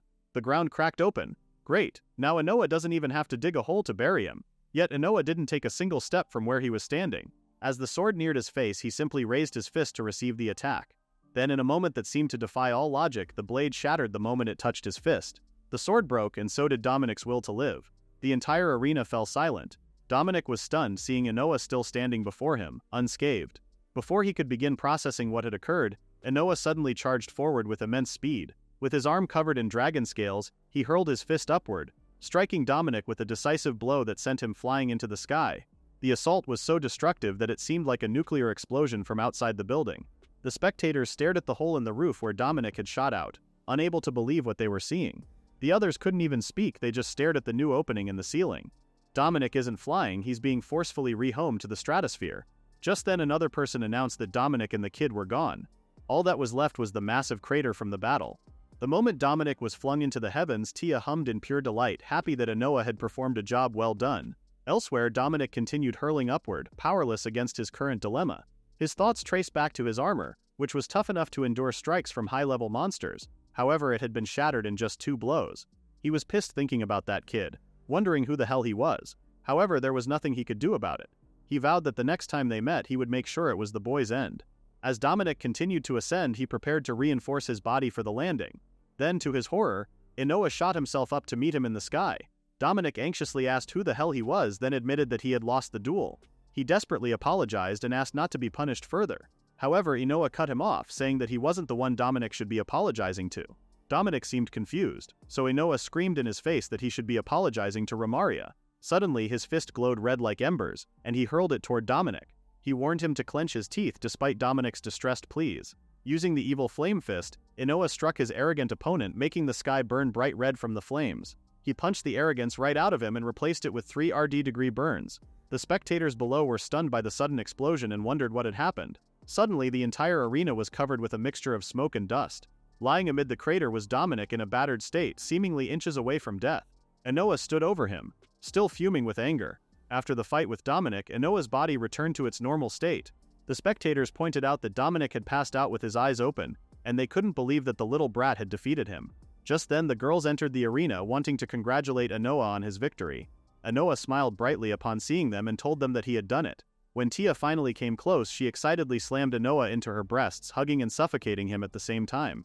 Tia's hugs are basically a secondary boss fight. Fairy, who had already expected Inoa to win, told him he was amazing.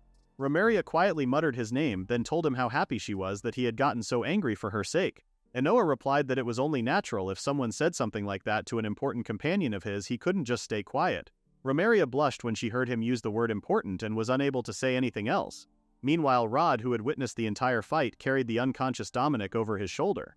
He planned to bring him to another room and told Inoa to come along. He recalled that before the duel, Inoa had made a promise with Dominic, which Inoa confirmed was true. They were going to get the location of the slaves out of him. Rod took Inoa and the group to a room with a bed where he laid Dominic down. There he told Inoa that he hadn't done badly in the duel. After all, not just anyone could defeat Dominic. Rod then introduced himself to Inoa and said it was nice to meet him.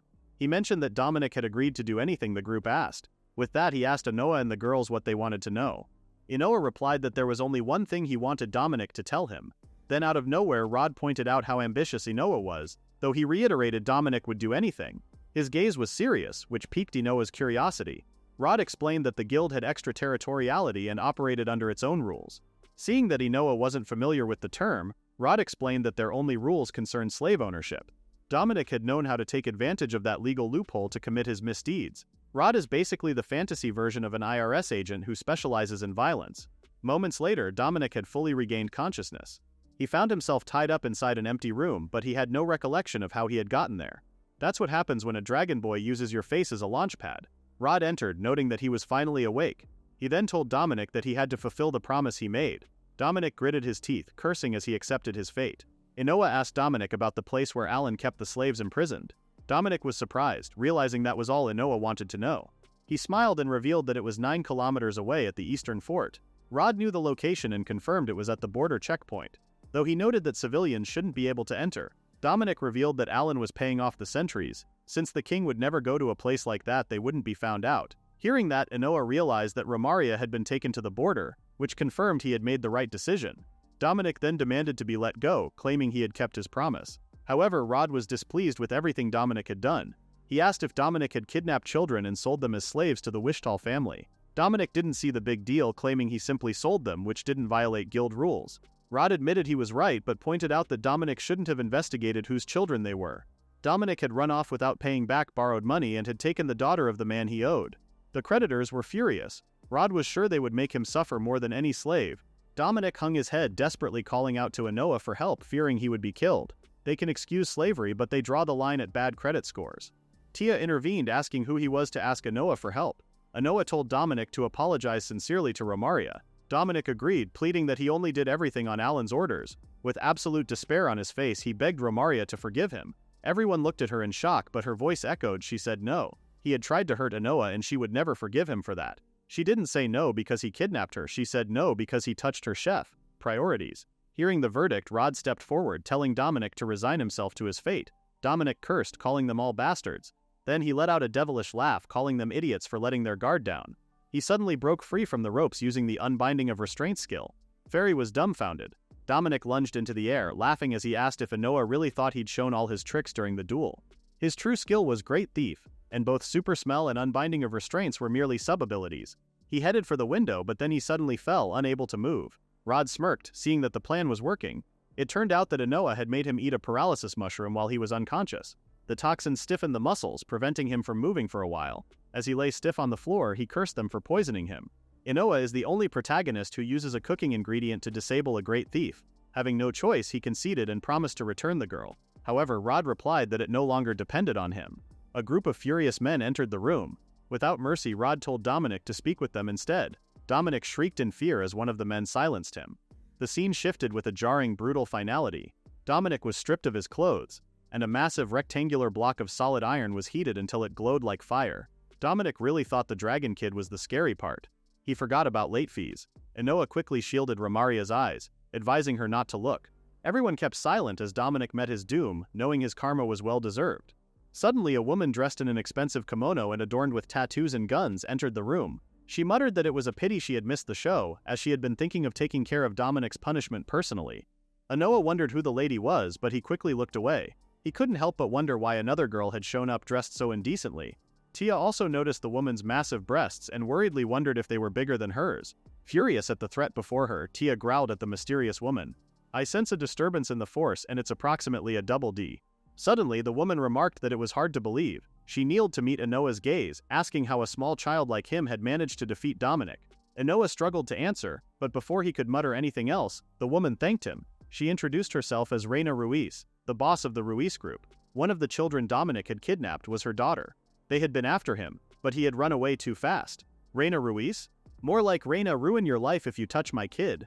Inoa was surprised, but the events finally made sense to him. Reina explained that her daughter was not like her. She had a strong sense of justice and had seemingly confronted Dominic when she saw him doing something bad.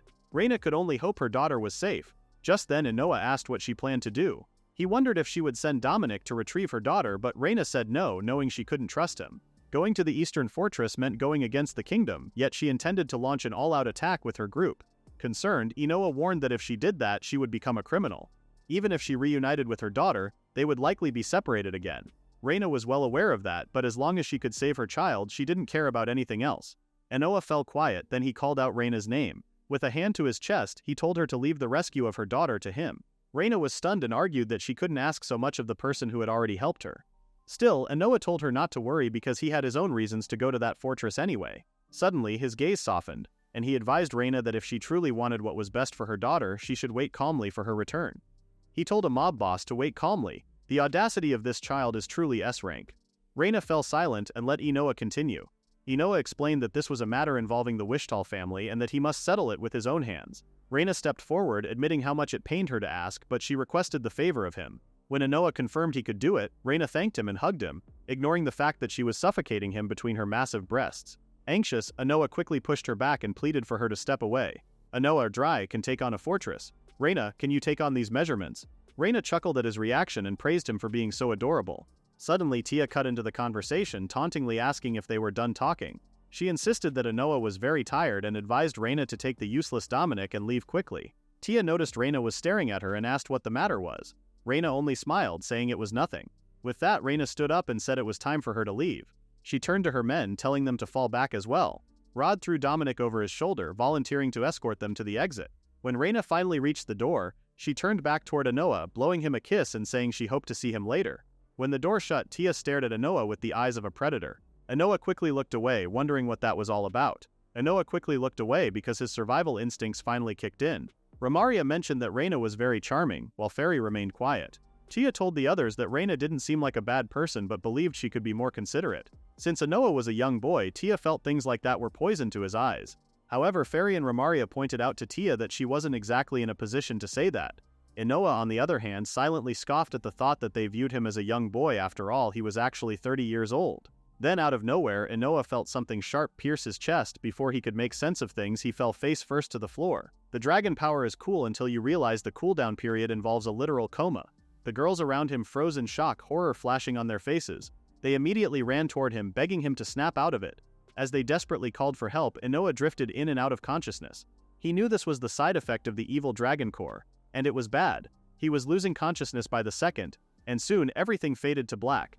Later, Inoa finally woke up to see Romaria's face staring at him. Seeing that he was awake, she hugged him tightly and started crying, saying how glad she was. She was relieved but also felt guilty for being the cause of his exhaustion. Inoa argued that he should be the one asking for forgiveness for making them worry so much. Just then he noticed a rumbling sound, making him wonder if it was an earthquake. To his shock, Tia, in her tiger form, busted through the walls while screaming his name. Kool-Aid Man. But with more fur and much louder screaming. She couldn't believe he was alive, though Inoa explained that she had almost given him a heart attack. Fairy thought it was good they had taken the shortest route, but Inoa told her they could have at least used the door. Fairy asked how he was feeling, and Inoa replied that he felt completely fine. Romaria expressed her relief. Then Tia remembered she had brought him a souvenir. As she slowly opened the bags, Inoa wondered what was inside. To his surprise, Tia presented a variety of fish, herbs, and mushrooms. They went through so much trouble to collect a salad that could kill a god. Inoa had a sudden sense of déjà vu. Tia proudly shared that she and Fairy had gathered the ingredients so Inoa could try them. Having his suspicions, Inoa quickly used his analyze skill.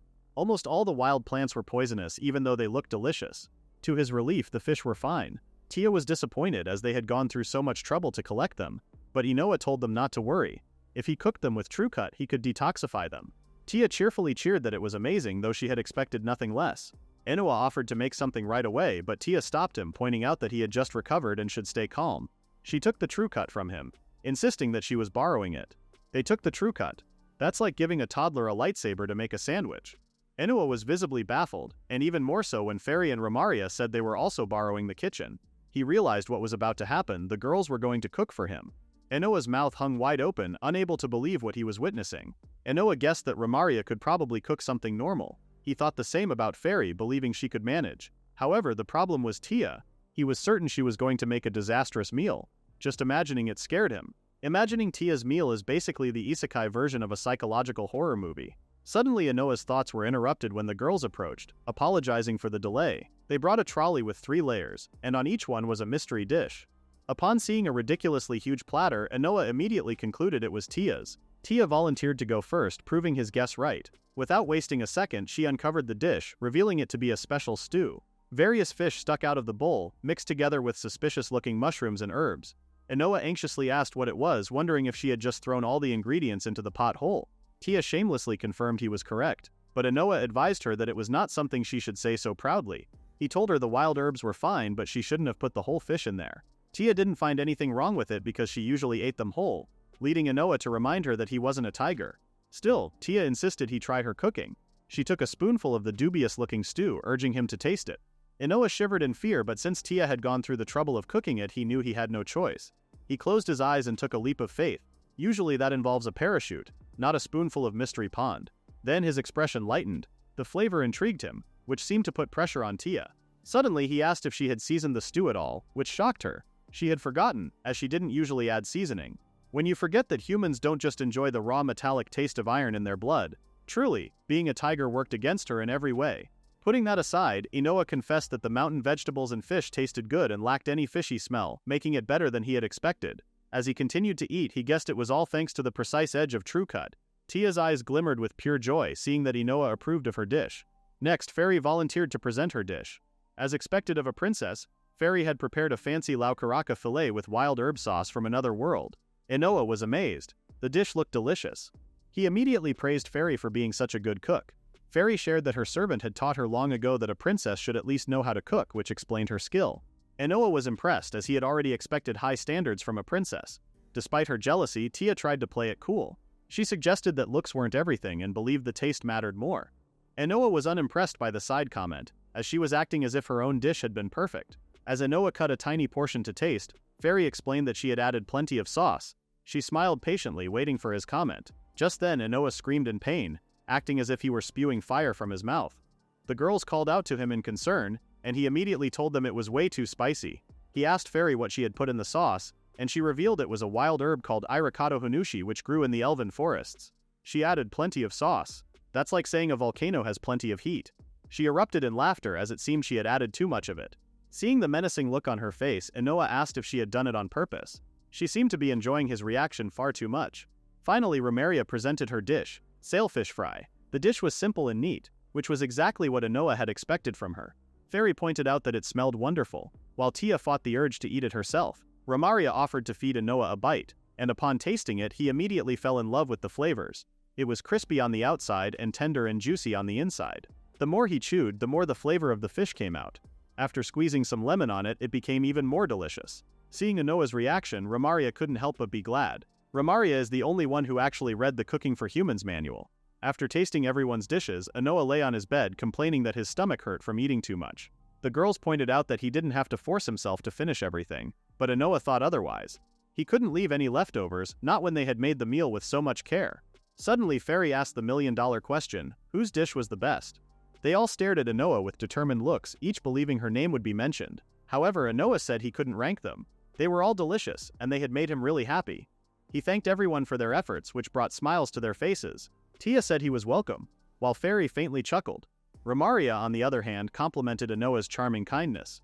Inoa's stomach hurts, but his brain is working at 200% to avoid a domestic war. Suddenly, someone walked through the corridor and knocked on Inoa's door. He wondered who it was, only to see Reina. Tia furiously asked what she was doing there, and Reina briefly explained that she had come to talk to the boy. The boy is currently recovering from elven salsa. Inoa was curious, wondering what Reina wanted to discuss.